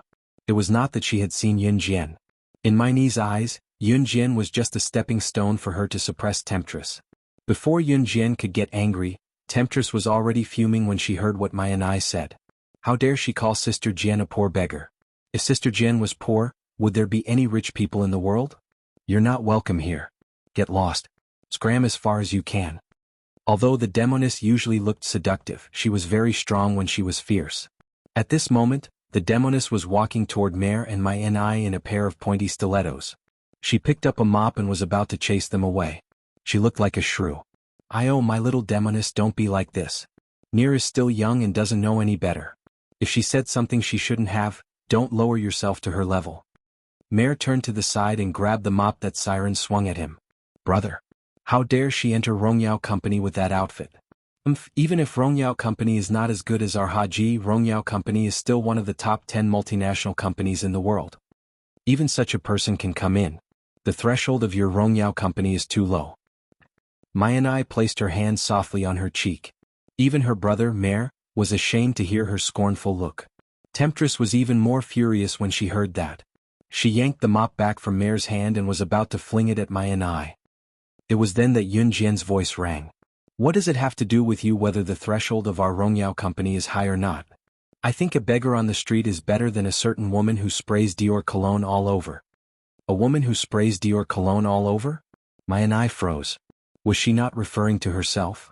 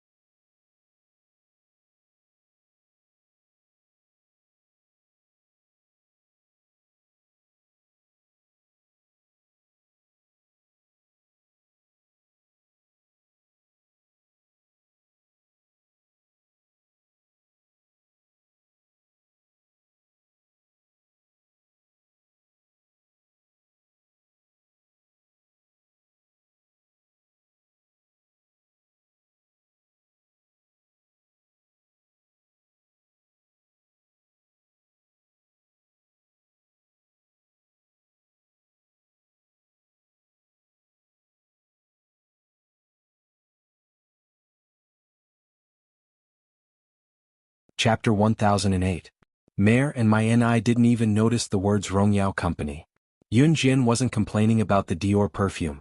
She was cursing my NI in a roundabout way, saying that she was worse than a beggar on the street. In fact, most women knew how to spray perfume. For example, seductive woman also sprayed perfume.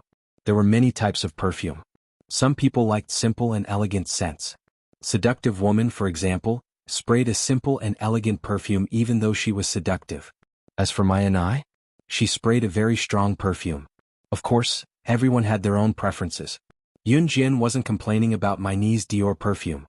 It was just that my NI had coincidentally sprayed Dior perfume. At the same time, everyone present could tell that Yun Jin was implying that my NI was worse than a beggar on the street. This was purely a scolding without any vulgarities. Moreover, Yun Jin emphasized the woman who sprayed Dior perfume. There were only 4 people present. Yun Jin and Mare didn't spray perfume. Seductive woman sprayed a faint perfume. Yun Jin could tell that it wasn't a Dior perfume with one sniff. Then there was only one person present who fit the description. That person was my NI. Therefore, my niece's face instantly darkened after Yun Jin said that. My NI had been spoiled since she was young. She had always treated Yun Jin as a beggar. Now that she heard Yun Jin say that she was worse than a beggar, she exploded on the spot. What did you say? You actually said that I'm worse than a beggar. I'm going to kill you, I'm going to kill you. My NI flew into a rage on the spot. She picked up a teacup from the coffee table and threw it at Yun Jin. My NI was a typical rich young lady. She was the young lady of one of the top 10 international corporations, Hagi Company. Therefore, she had a very delicate personality. Usually, no one would even say anything bad about her. There were only a bunch of people who flattered her. Therefore, when my NI heard Yun Jin belittle her to be worse than a beggar, she felt as if she had been greatly insulted. Especially when my NI thought that Yun Jin was a lowly person, the feeling of being despised by a lowly person made my NI explode instantly. Go to hell. My NI grabbed a teacup and threw it at Yun Jin. Not even Mare was able to react to this sudden turn of events. However, when Mare turned to the side to stop his sister, my niece's teacup had already been thrown viciously at Yun Jin. Inside the teacup there was also a bowl of cool tea water. And Mare's expression suddenly changed, but it was too late for him to stop her. The teacup that was filled with cooling tea leaves had already spun in the air and was about to splash on Yun Jin when the cold tea leaves splashed onto her. Alluring Demon's gaze dimmed, but she did not do anything else because she knew Sister Jin's ability. In spite of it, Mare's heart clenched when he saw the scene. He could feel that Alluring Demon cared a lot about Yun Jin and he did not come here to go against Alluring Demon. Instead, if the tea had splashed on Yun Jin and the teacup had smashed on her as well, she would not have been able to escape. Would it not be the end of him and Alluring Demon then? Just as he thought about it, Mare saw a horrifying scene. Mayani, who stood beside Mare, saw it as well. With a bang, Yun Jin suddenly took a step forward and spun the teacup in the air for a few seconds. Before the water in the teacup could pour completely, she suddenly raised her leg and kicked the teacup back at Mayani. Before the water in the teacup could pour, Yun Jin's kick was forceful, but it was just right. Both Mare and Mayani were dumbfounded. However, just as the two of them were stunned, Mayani suddenly felt a wave of ice-cold tea soak her body, and a large teacup was smashed towards her forehead.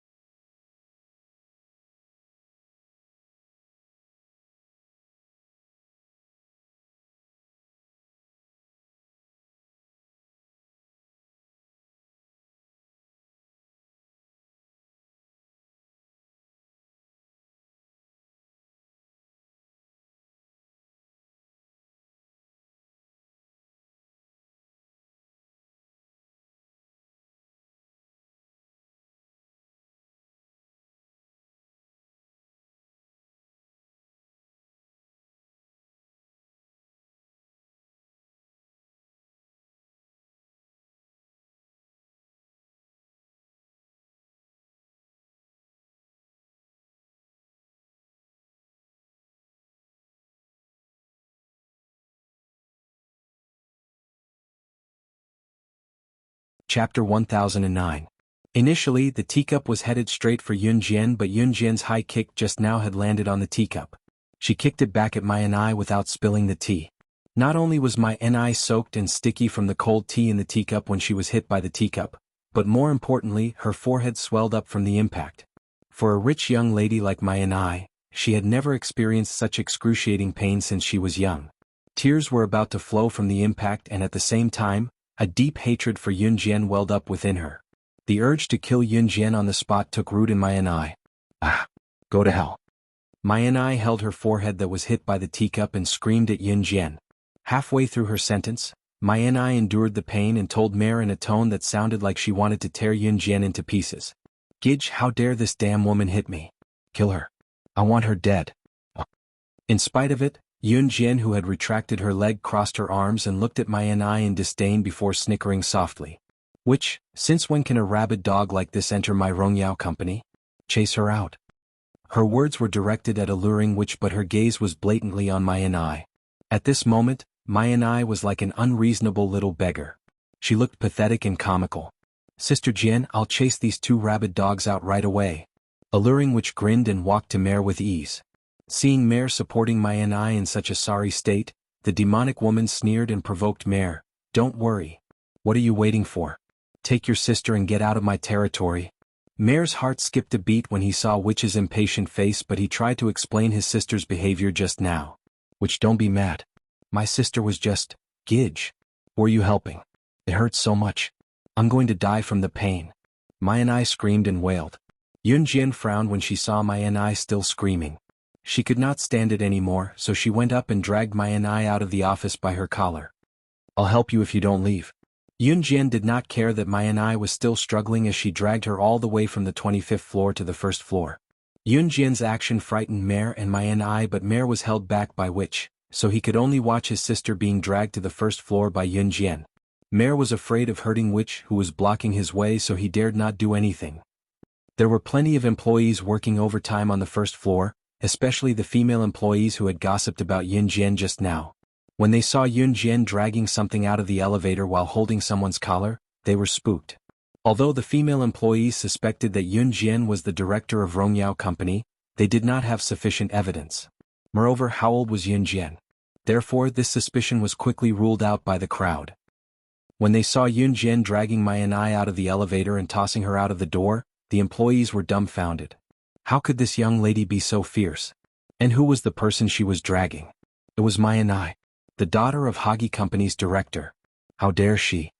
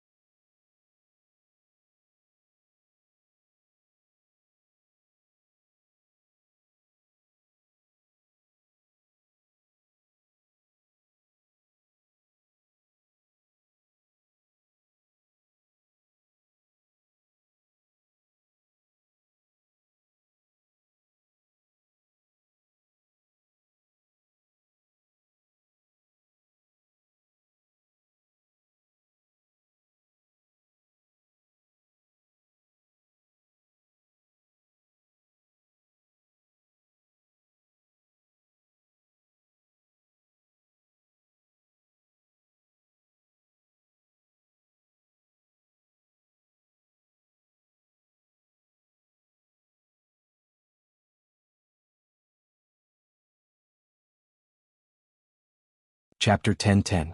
When the staff came back to their senses, they heard Yun Jian's cold voice. Everyone at the scene was scared silly.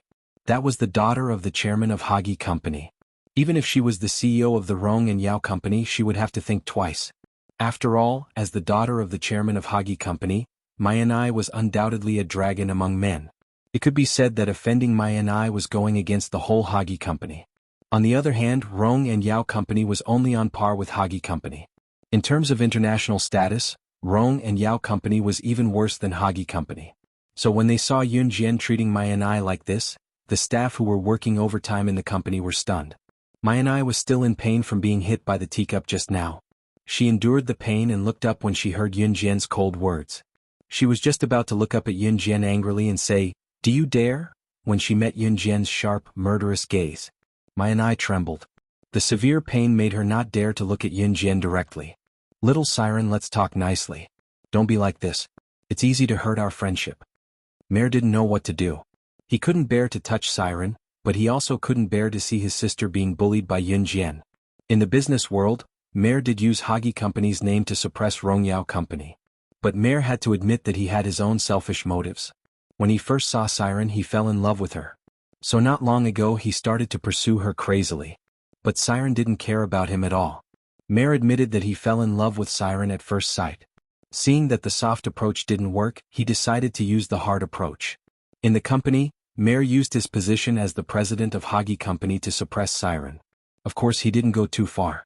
He didn't dare to be ruthless. He didn't want to drive his wife away and never talk to him again. But even so, Siren ignored Mare's love. So recently, Mare was most troubled by this matter. "Get lost." Siren glared back at Mare. But to Mare, this stare was exceptionally refreshing and alluring. Mare even thought the stare was cute. "Little witch, I'm sincere to you." Before Mare could finish his confession, my niece's scolding voice rang out. "Brother, you're crazy. You actually like her. Her people bullied me like this. Are you going to avenge me or not?" Mai said. Her fear of Yun Jian disappeared. She glared fiercely at Yun Jian and spat out even more insolent words. "Just you wait, damned woman. Who do you think you are? Do you think you're the chairman of Rongyao Company? Just you wait, I'll get my dad to kill you." Mai and Mare's father was the chairman of the Hagi Company. However, as soon as Mai said that, she heard a female voice behind her. "Xiao, so you're here." This Xiao was undoubtedly a shout to the demoness. Yun Jian turned slightly to look at the girl who looked to be around 16 or 17 years old who had suddenly appeared. The girl was Siren's subordinate and also a member of the Kosha mercenaries. Her code name was Fox. Fox was Tanuki who delivered the Ferrari sports car to Longmen City for Yun Jian back then. Fox looked like a young girl, but she looked exactly the same as Tanuki. They both had the same baby face. She was actually 25 years old. As for the Fox, he was working under the demonic woman. Fox had just caught sight of Siren when she shouted, drawing Mare and my niece's attention to her. Then she saw Yun Jian. She was stunned but called out to Yun Jian right in front of Mare and I, "Chairman, you're back?" The word chairman took Mare and I by surprise. Fox was Siren's subordinate and also someone who had come into contact with the mysterious chairman of Rongyao Company.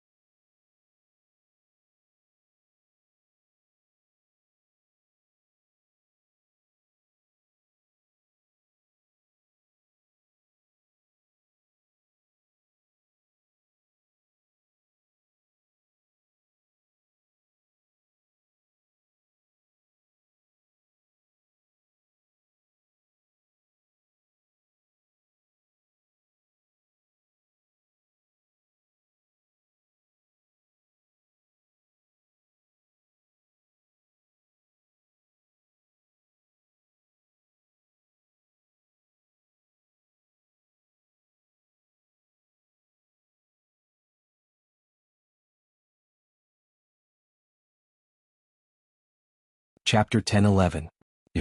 You're the director of the legendary Rongyao Company? Mai widened her eyes at Yun Jian in disbelief when she heard Fox's words, her pupils constricting. Mai looked like a downtrodden beggar as she stared at Yun Jian in disbelief and asked. Mai did not even care about the excruciating pain from being hit by the teacup as she asked Yun Jian with a terrified gaze. Fox, who was standing on the stairs not far away, glanced down at Mai in disdain before snorting and speaking to Mai on behalf of Yun Jian. Sister Jian is the director of Rongyao Company, of course. Fox was different from Alluring Demon.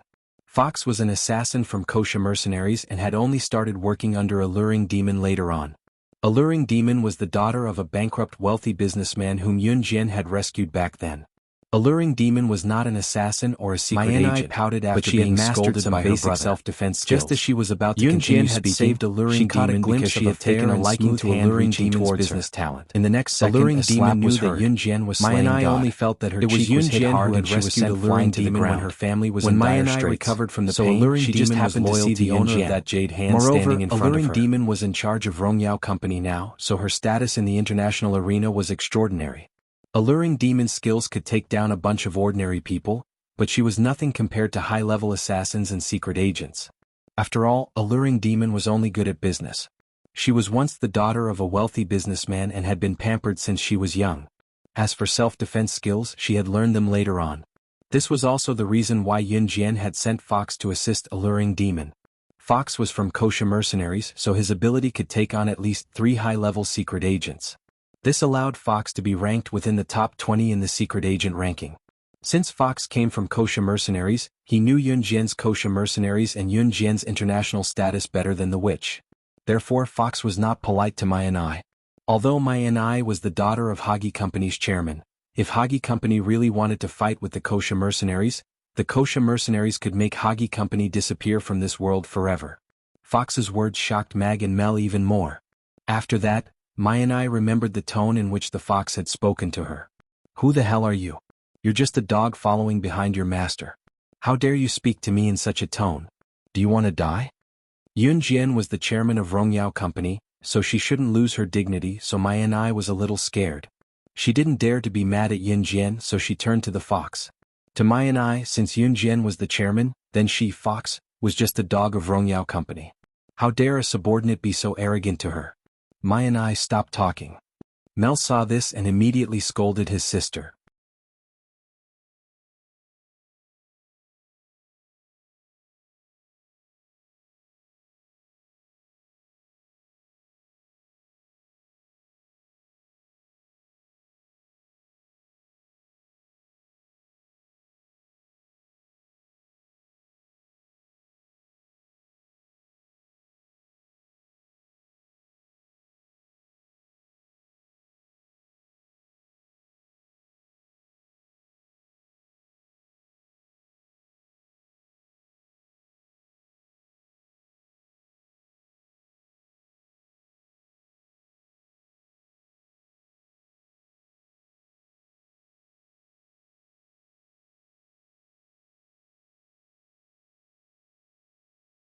Chapter 10:12. Yun Jian walked closer to Mai as she spoke. Seeing his sister get slapped by Yun Jian, Mare was indifferent. That was because a demoness was blocking his way, preventing him from getting close. Yun Jian was already in front of Mai. She reached out and pinched Main's chin. Suddenly, she tightened her grip and spoke to Mai in a hair-raising tone. Or, you can replace Hagi Company and become history. How about that? The words, become history, were like a heavy hammer that slammed into Main's heart. Main's heart tightened. You. Mai felt an unprecedented fear. Reality proved that she was quite frightened by Yun Jian. Especially when Yun Jian was pinching her chin and speaking to Mai with a slight hesitation. Mai felt that she had never been so scared in her life. However, just when Mai felt that her chin was about to be crushed by Yun Jian suddenly let go. Take your sister and get out of here. Yun Jian kicked Mai. Then she turned her head. The young girl's beautiful face looked neither happy nor angry, but it made Mare's heart tremble. Mare had never seen a young girl like this. Yun Jian was the chairman of Rongyao Company. His Hagi Company's social status was higher than Yun Jian's Rongyao Company. If Yun Jian was an ordinary businesswoman, she would have probably rushed over to Hagi Company and asked for peace. But Yun Jian? What did she say? She said that she would make sure that Hagi Company would never see the light of tomorrow? Was this something that an underage girl would say? All right, Mare admitted that Yun Jian was not an ordinary person. If Yun Jian was an ordinary person, then were there any geniuses in this world? Just as Mare thought of this, he was already holding his sister's hand.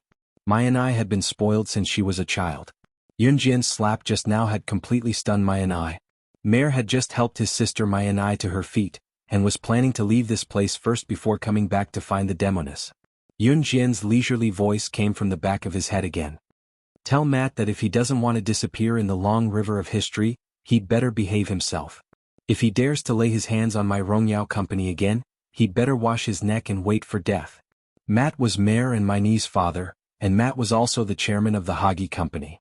Mare had indeed used his status as the president to suppress Rongyao Company because of the siren, but it was just a superficial suppression. Yun Jian might be in Longmen City, but in reality, the slightest movement among the international bigwigs could not escape her eyes.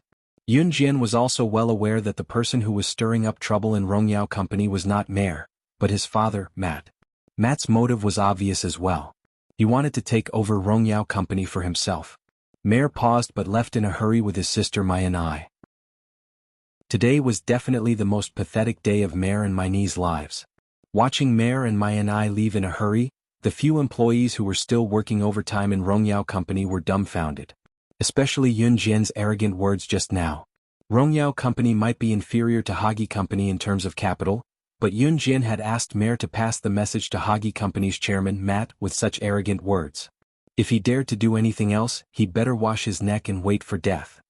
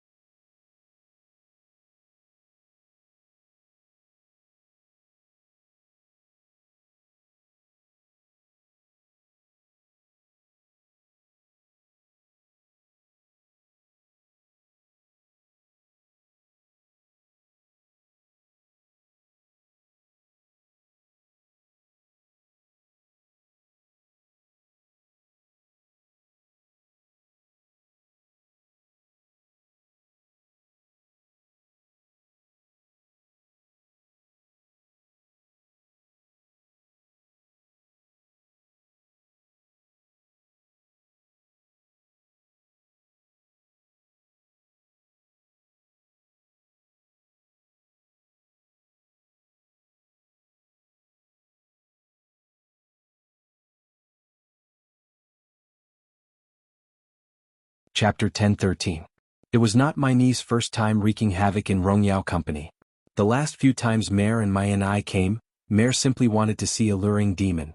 Mayanai, on the other hand, was here to pick a fight. Therefore, when no one picked a fight with her, Mayanai came to the employees and humiliated them. Even so, the employees dared not make a sound. She was the daughter of Hagi Company's chairman after all. Who would dare to go against her? Unless they were not afraid of losing their jobs. Therefore, the few staff members present were usually very unwilling to see Mayanai. At the same time, they were extremely disgusted with her. They just did not say it out loud. In spite of it, they nearly ran over to clap and cheer when they saw how Yun Jian thrashed Mayanai just now.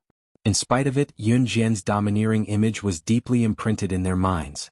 If anyone mentioned Rongyao Company's chairman next time, they would introduce him to them proudly, telling them how cool and amazing their chairman was.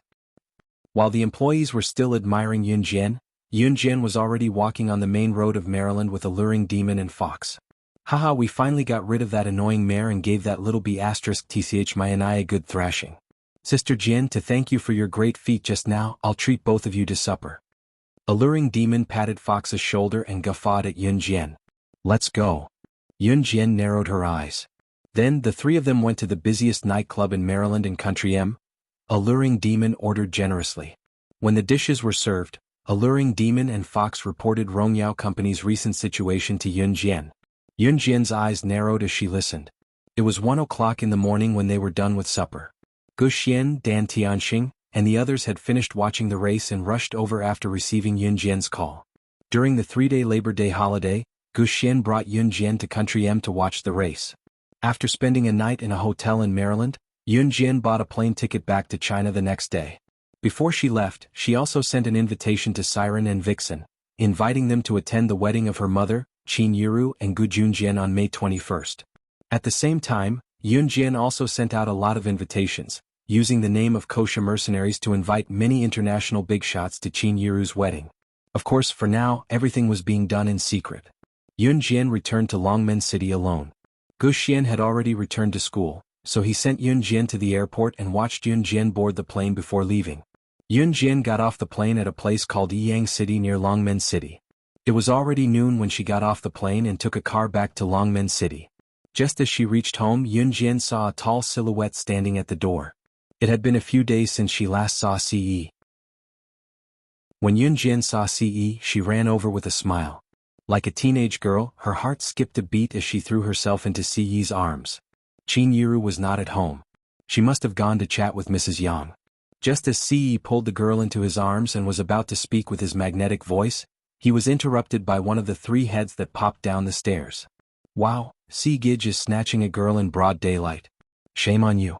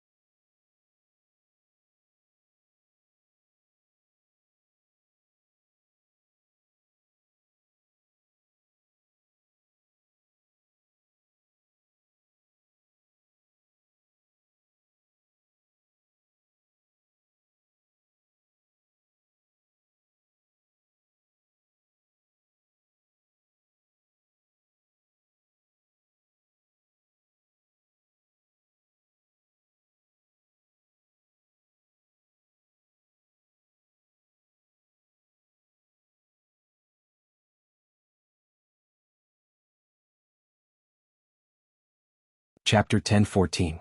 Xiao Yunju shook his head as he spoke, as if he was reciting an ancient poem. Xiao Yunju had already started his first grade, so he had a budding understanding of some things. Of course, Xiao Yunju did not know where to use the phrase, snatching a girl. It was only because he had learned these words in the past few days that Xiao Yunju was able to use them. Children were often the most innocent when they were not in school, but once they stayed in school for a long time, they would naturally understand some things. However, not long after Xiao Yunju spoke, the mischievous Duanli interrupted. No, that's not the right word. Duanli even cleared her throat as she spoke. She had completely turned into a little teacher and then said very seriously, "It should be like this." In broad daylight, under the clear sky, Big Brother Ce hugged Big Sister Yunjian, who had just returned home and did something shameful. Xiao Yunju's words might not have caused such a big misunderstanding, but Duan Li's words made people's imaginations run wild. Originally, when Yunjian had jumped into his arms, Ce had, of course, hugged her symbolically. How could he not hug the woman he loved when she jumped into his arms? But sure, Duan Li's words. Did she mean that he was hugging Yunjian and doing something shameful? Xiao Yunju and Duan Li were completely misled by the new words that the school teacher had taught them. Yunjian and Ce stood at the door, but they could clearly hear the conversation between two of the three little heads that poked their heads downstairs. Yunjian's cheeks immediately turned red. Ce's face also darkened. Being caught by Xiao Yunju and the other two, Yunjian had a feeling that she would be teaching the children wrong things. Thus, just as she was about to squirm out of Ce's arms, she was pressed back down by Ce. "You three come down." Ce didn't turn around. He maintained his position of hugging Yunjian as he spoke to the three little heads poking out from upstairs. Towards Xiao Yunju and the other two, Ce had never spoken in an angry tone. Therefore, Xiao Yunju and the other two subconsciously believed that their big brother Ce had the best temper. He seemed to be having fun again. Children were very naughty. Xiao Yunju was also a boy. Of course, he was also naughty. Duan Li also had a lively personality, so when she heard Ce's slightly gloomy voice, Xiao Yunju and the other two started to hide, as if they were about to be caught by Ce. They kept shouting with all their might, "Wow! Big Brother Ce is going to snatch the kids. Big Brother Ce is going to catch us. We're rocks that don't move. Big Brother Ce can't see us." Xiao Yunju was having so much fun that he was sweating profusely. However, Yunjian, who was standing downstairs, felt a little awkward. However, nestling in Ce's arms made her feel at ease. It was as if she had really returned home and didn't have to worry about anything else. Yunjian's lips curled into a smile as she hugged Ce with her arms wrapped around him, pressing her body tightly against him. "Your mom went out. Adam and the others also went out. There's only the two of us at home and the three upstairs." When he mentioned the three upstairs, Ce recalled the scene just now and his face darkened. "Okay." Yunjian nodded. Then she wanted to withdraw from Ce's arms. She said, "It's already noon. You guys haven't eaten yet, right? Let's take Xiao Yunju and the other two out for lunch." Yunjian wanted to squirm out of Ce's arms, but Ce pressed her back into his arms. "Adam's injuries have already recovered," Ce said again. Yunjian felt a little strange. Why was he so talkative today? In spite of it, Yunjian did not see the smirk on Ce's lips. The girl's front was pressed against him. A certain twin peaks were pressed tightly against his chest. He could even feel the girl's fullness through his thin clothes. Chapter 10:15. Yunjian's face was pressed against Ce's chest and her head was just touching Ce's chin. If she didn't look up, she wouldn't be able to see Ce's slightly curved lips. Although she was a little suspicious, she just pursed her lips and listened to Ce's nonsense in the end. Yunjian was still puzzled. Why was Ce, who had never said a word of nonsense before, talking non-stop like a chatterbox today? Coincidentally, Yunjian responded to Ce again. Then she glanced at a clock not far away. She saw that the hour and minute hands were pointing at noon. She interrupted Ce, who was still talking nonsense. "Let's take Xiao Zhu and the rest for lunch. I'm a little hungry too." As she spoke, Yunjian gently stroked her flat tummy. Ce felt his heart overflow when he heard the girl's soft voice. He didn't even know when he agreed to Yunjian's request. "Okay." As soon as he finished speaking, he let go of Yunjian's alluring body. Then he held Yunjian's hand and walked upstairs. Xiao Yunju and the other two really thought that Ce was going to play hide and seek with Brother Ce. Their laughter and laughter spread to every corner of the villa. Yunjian said with a smile as she rubbed Xiao Yunju and the other two almost at this moment brought them downstairs was the most sincere. Seeing this Xiao Yunju, the smile on her face was from the bottom of her heart. From playing, the amusement park. Even used a towel to wipe their sweat. Park that we went to last time. Then Yunjian held Duan Li and Duan Ye's hands. Immediately said to Yunjian, extended his slender hand and let Xiao Yunju drag him away. On his face. Only then did the five of them leisurely walk towards the restaurant. Xiao Yunju, Duanli, and Duanya each ordered their favorite dishes. Then Yunjian ordered 4 more dishes. 7 dishes, 4 meat and 3 vegetables. Xiao Yunju, Duanli, and Duanya ate until their faces were covered in gravy. Eat slowly, Yunjian said softly as she scraped the rice stuck to Xiao Yunju's mouth. Xiao Yunju and the other 2 weren't wolfing down the food because they were hungry. They were competing to see who could eat faster and who could grab more food. Therefore they didn't even have time to talk. A child's pleasure was nothing more than these few points. Snatching food from their friends was the most delicious food. However, if it was really a world-class delicacy, no matter how delicious the food was, they would lose their appetite if they didn't have children to fight with. Because she knew from Ce that Qin Yiru and Mrs. Yang went shopping, Qin Yiru also knew that Ce was a responsible child. Therefore she was relieved to leave Xiao Yunju and the other 2 in Ce's care. Qin Yiru would probably come back at night. With this in mind, Yunjian thought of taking Xiao Yunju and the other 2 out to play in the afternoon. Xiao Zhu, is there anywhere you want to go?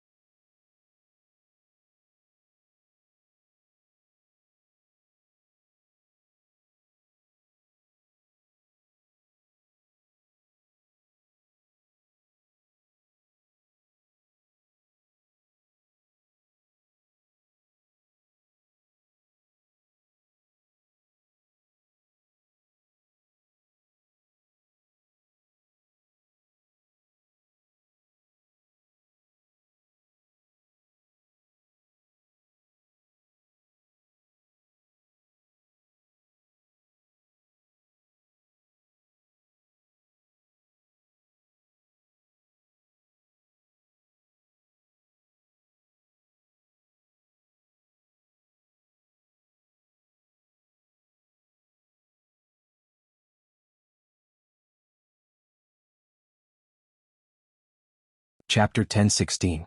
Receiving Xiao Yunju and the rest's expectant gazes, Yunjian pressed her lips together before she smiled and nodded. Okay. Yunjian patted Xiao Yunju's head lightly and urged, hurry up and eat if you want to go to the amusement park. You won't get to play if you're late. Amusement parks usually closed at 8 or 9 in the evening. Longmen City's amusement park was especially new, so it had been operating later these few days. It would only start to chase customers away at about 10 in the evening. Yeah, yeah, yeah. Xiao Yunju yelled yay, thrice in excitement and swiftly dug into the rice in his bowl, stuffing it all into his stomach. Soon Yunjian and Ce took Duanli, Duanya and Xiao Yunju's hands respectively and took the bus to Longmen City's new amusement park. In 1999, there were not as many amusement parks as there were now. Longmen City's amusement park was one of the earlier ones, so people from neighboring cities would come here for sightseeing. Hence there were more tourists here. Yunjian and Ce had already brought Xiao Yunju and the rest here before, so they went in quickly after buying tickets. It was May Day, a long holiday for the students. Parents usually brought their children out for sightseeing. Moreover, children preferred places like amusement parks where children could play, so today the amusement park was full of tourists. Jie, we're going to play bumper cars. Xiao Yunju and the rest hugged each other excitedly as soon as they entered the amusement park. They even led the way to the bumper cars venue. The newly opened amusement park in Longmen City was more upscale, so they could play all the games inside as long as they bought a ticket at the entrance. However, they had to line up to enter the park in order to play the games. Xiao Yunju and the rest stood in line at the venue, holding Yunjian and Ce's hands respectively. There were a lot of people lining up here just like a long dragon. Some people were even getting impatient from waiting. Duanli stood on the spot, her little hand held by Yunjian as she looked around. At this time, a group of young boys and girls about the same age as Yunjian jumped over the railing. Because there were a lot of people in the queue, sometimes there would be people who cut the queue when the staff wasn't paying attention. Not only did she cut the queue, but when the young boys and girls jumped over the railing, one of the girls stepped on Duanli's little foot fiercely. Duanli was still young and her feet were still tender. She was stepped on by one of the girls who jumped over the railing and cut in line. She immediately screamed, "Ah, it hurts." Yunjian looked over and saw the girl who had climbed over the fence stepping on Duanli's foot. The girl even rolled her eyes at Duanli and muttered softly, "F***, annoying brat, get away from me." She then tried to catch up with the boys and girls who jumped over the railing and cut in line. Duanli's frail body contorted from the girl's stomp. She curled up on the ground, tears falling from her eyes from the pain. "Chestnut, what's wrong with you?" Xiao Yunju reacted the fastest, squeezing to Duanli to check where she was hurt. Seeing that the girl was about to leave, Yun Jian lowered her gaze. She suddenly grabbed the girl's wrist when she was about to move forward with the surrounding passengers.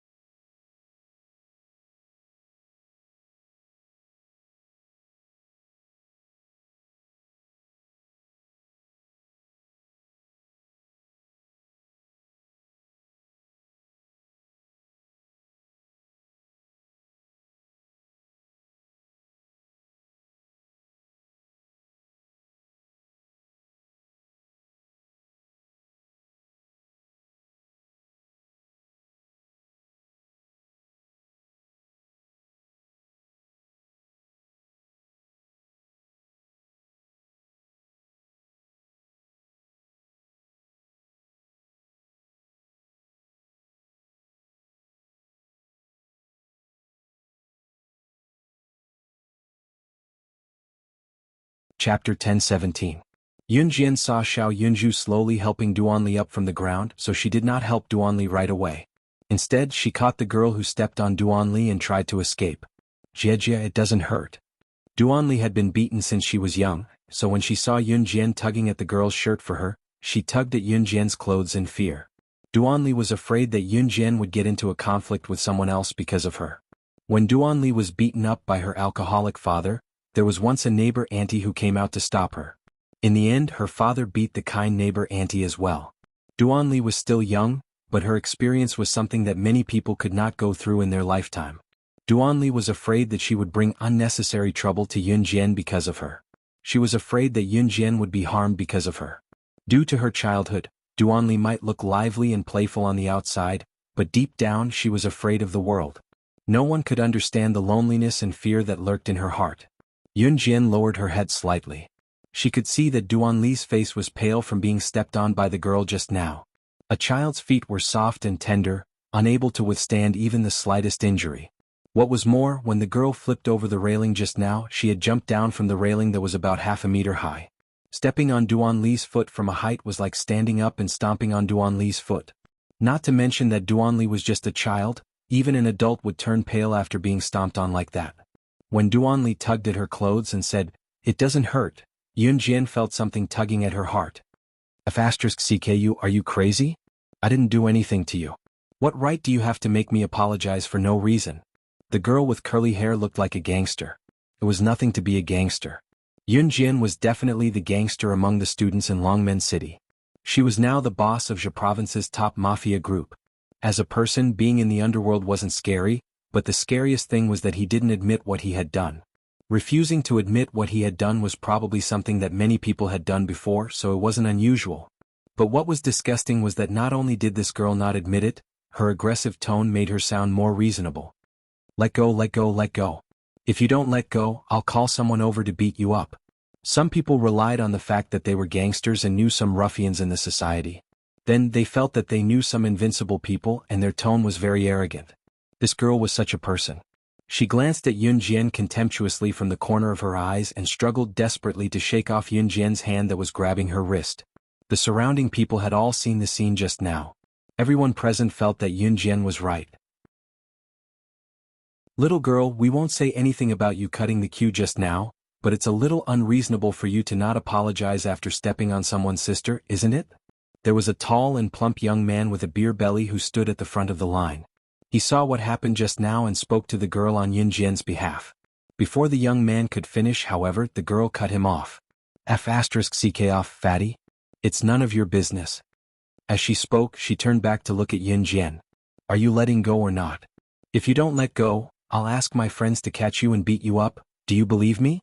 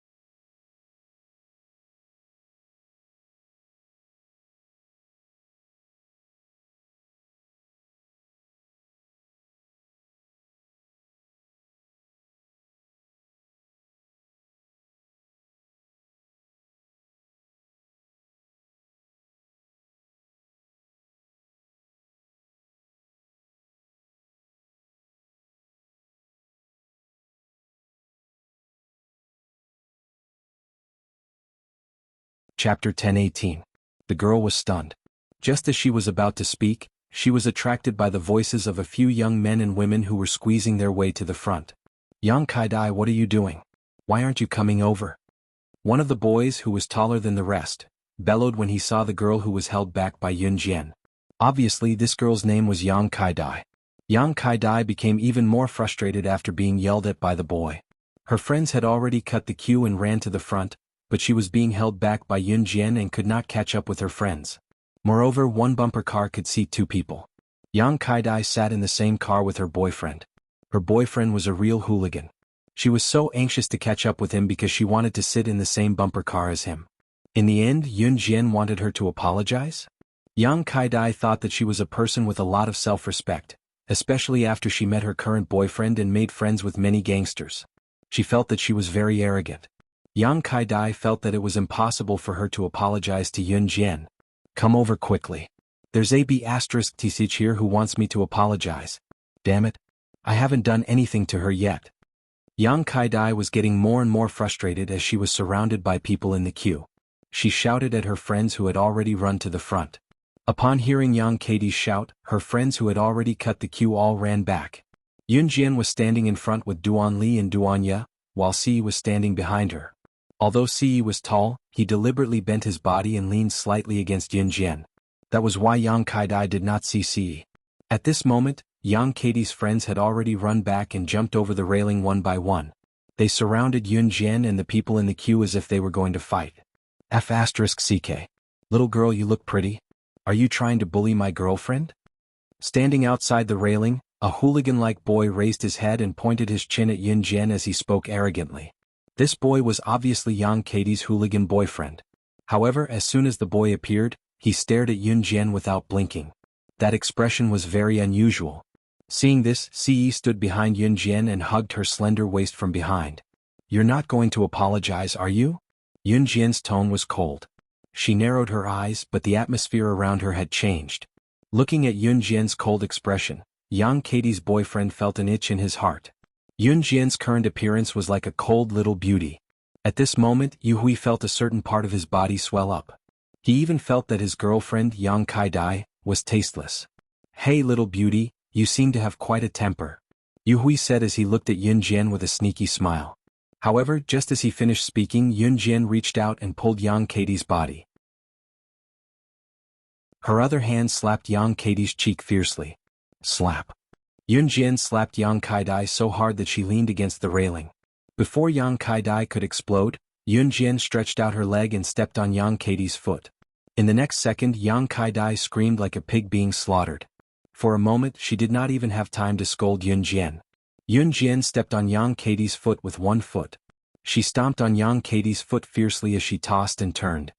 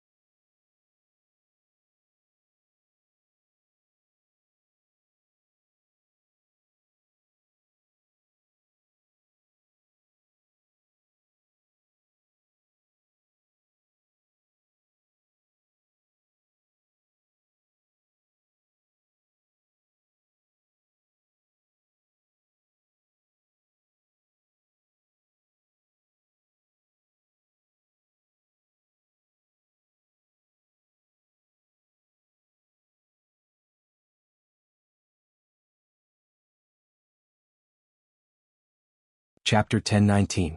She paused for a while. Looks like you're enjoying it, Yun Jian added. She increased her strength and at the same time, her whole body was almost on top of Yang Katie's feet. Yang Kai-dai was an adult, so of course she wouldn't be willing to be stepped on by Yun Jian like this. She struggled with all her might, but Yun Jian slapped her every time she struggled. This scene shocked everyone in the queue and at the same time, Yu Hui and the rest were scared silly. No one expected Yun Jian to be so ferocious. Most importantly, Yun Jian looked thin and frail, but her current look was enough to make her look like a real woman. Not to mention whether Yang Kai-dai could beat Yun Jian, Yang Kai-dai couldn't even reach out to touch the corner of Yun Jian's clothes. Yun Jian stepped on Yang Katie's feet, and the weight of her whole body was exerted on Yang Katie's feet. Yang Katie's face instantly turned red, and she was in a state where she couldn't bear the pain anymore. Yu Hui, hurry up and drag this damn woman out. Save me. Yang Kai-dai couldn't beat Yun Jian, so she waved her arms wildly, trying to grab Yun Jian's hair and tear it apart by force. However, Yun Jian didn't let her do as she wished. Whenever Yang Kai-dai wanted to reach out, Yun Jian would directly give her a fiery slap in this narrow space, causing Yang Katie's whole body to twitch. Yu Hui and his brothers were dumbfounded by what they saw. Don't girls usually like to pull hair when they fight? Why did it feel different when it came to Yun Jian? When Yun Jian hit Yang Kai-dai, Ci protected Xiao Yunju, Duan Li and Duanya behind her, and at the same time, didn't let Xiao Yunju and the rest see this scene. F***ck little beauty, what are you doing? Hurry up and let go of my girlfriend's hand, don't force me to hit you. Yu Hui saw that his girlfriend was being bullied by Yun Jian, and he wanted to do something, but he considered that Yun Jian was a girl. Most importantly, Yun Jian was much prettier than his girlfriend. Yu Hui felt that he really liked Yun Jian, and he felt that he wanted to dump his girlfriend and get to know Yun Jian. However, if he didn't save his girlfriend, Yu Hui felt that he would leave a bad impression with Yun Jian. If he didn't even save his girlfriend, Yu Hui subconsciously thought that he would leave a bad impression in the hearts of girls. Wanting to act like a man in front of Yun Jian, Yu Hui went to Yun Jian and extended his hand to stop Yun Jian from stepping on his girlfriend's foot. Of course, Yu Hui wanted to touch Yun Jian's soft and tender body when he pulled Yun Jian away. Yun Jian naturally felt Yu Hui's thoughts, and Ce, who was standing behind Yun Jian, was naturally very sensitive to Yu Hui's actions as he was also a man. Just as Yu Hui was about to approach Yun Jian, Ce, who was standing behind Yun Jian, helped Xiao Yunju and the other two settle down. He didn't even bother holding onto the railing, he lifted his long leg and stepped on the railing with one foot, jumping over the railing from the long queue. That wasn't all. Ce lifted his leg quickly, and after he jumped over the railing he put both his hands into his trouser pockets, and without even using his hands he kicked Yu Hui, who was about to reach out to Yun Jian. Yu Hui was sent flying by Ce's swift and fierce kick. With a loud bang he fell to the ground, and Yu Hui felt that his internal organs were about to be shattered.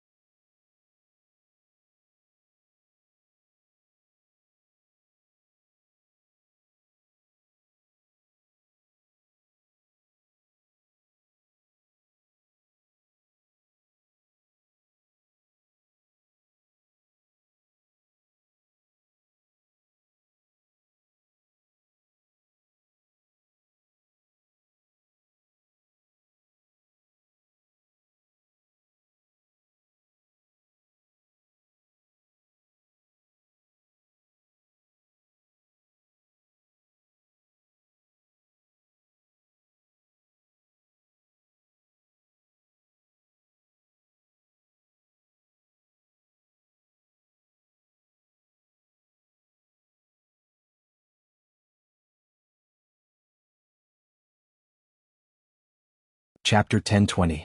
Yu Hui clutched his internal organs. He felt as if his internal organs were about to be crushed by Ce's kick. This feeling was worse than death.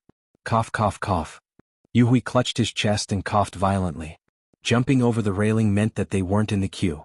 Amusement parks would usually set up a long queue railing. Outside the railing, there was a flat area where there was no need to queue. Yu Hui and his group had jumped over the railing to run back to help Yang Kai-dai just now. Ce had also jumped over the railing and kicked such a young girl do things in such a cruel way. Yun Jian's eyes dimmed slightly just when everyone present thought that Yun Jian would let go after hearing the apology.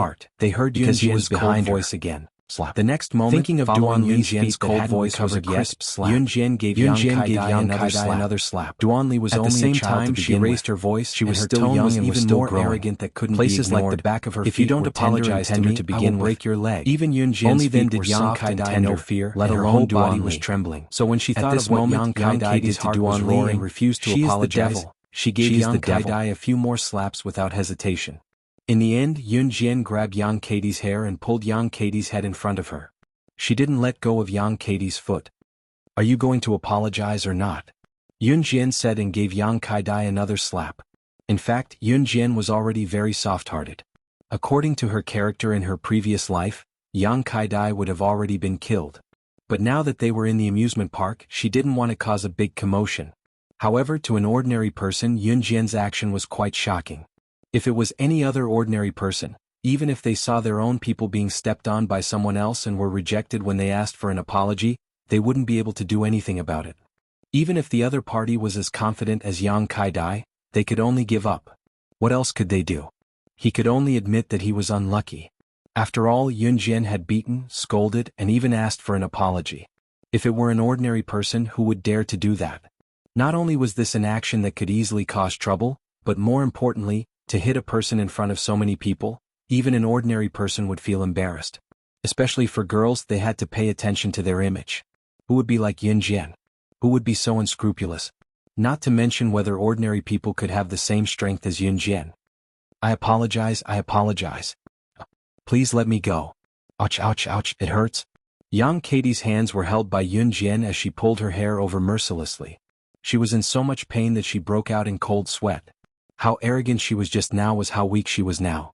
Yang Katie's entire body was trembling violently. At this moment, even the tourists standing around felt a trace of fear.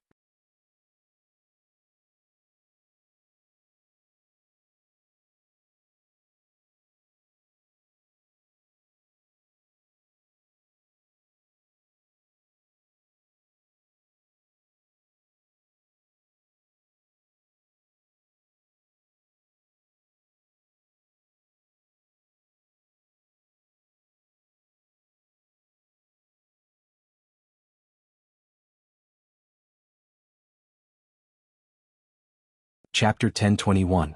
She had clearly apologized. She had already apologized. But what did Yun Jian say? She said she didn't hear it? Could it be that because she said it too lightly, Yun Jian didn't mean it?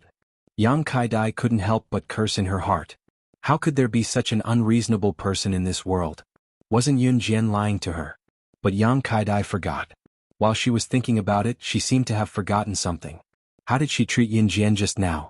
How unreasonable was she when she didn't admit what she did to Duan Li? I'm sorry. I was wrong. Please let me go. Let me go." Yang Kai-dai begged desperately. For a girl like Yang Kai-dai, she was arrogant because she had a boyfriend. Yuhui was a gangster and knew quite a lot of gangsters. He often fought with others and even liked to call a group of friends who called themselves brothers. Whenever one of their buddies got into a little bit of trouble with someone else, this group of buddies would all come. Even if it was just a little bit of trouble, they would make it sound like a big deal. Then, a large group of people would band together to fight. Yuhui often did this kind of thing. Of course, this wasn't considered a gang fight. If one really had to talk about it, wasn't a guy like Yuhui just trying to find some sense of presence in front of girls? Gang fights after gang fights, what was it for? To run in front of girls to show off. But what about girls? Some girls had never been exposed to such things. Then, when they heard a guy like Yuhui exaggerating and saying that he was as powerful as Superman, they really thought that guys were omnipotent. However, girls like Yang Kai-dai naturally fell in love with Yuhui. She was even tricked by Yuhui into thinking that Yuhui and this group of people were omnipotent. But in the end, if she really met someone like Yun Jian without the help of her boyfriend Yuhui, Yang Kai-dai would probably beg Yun Jian to let her go. This time, Yang Kai-dai really screamed and begged Yun Jian to let her go. She was afraid that Yun Jian would say, "I didn't hear you again."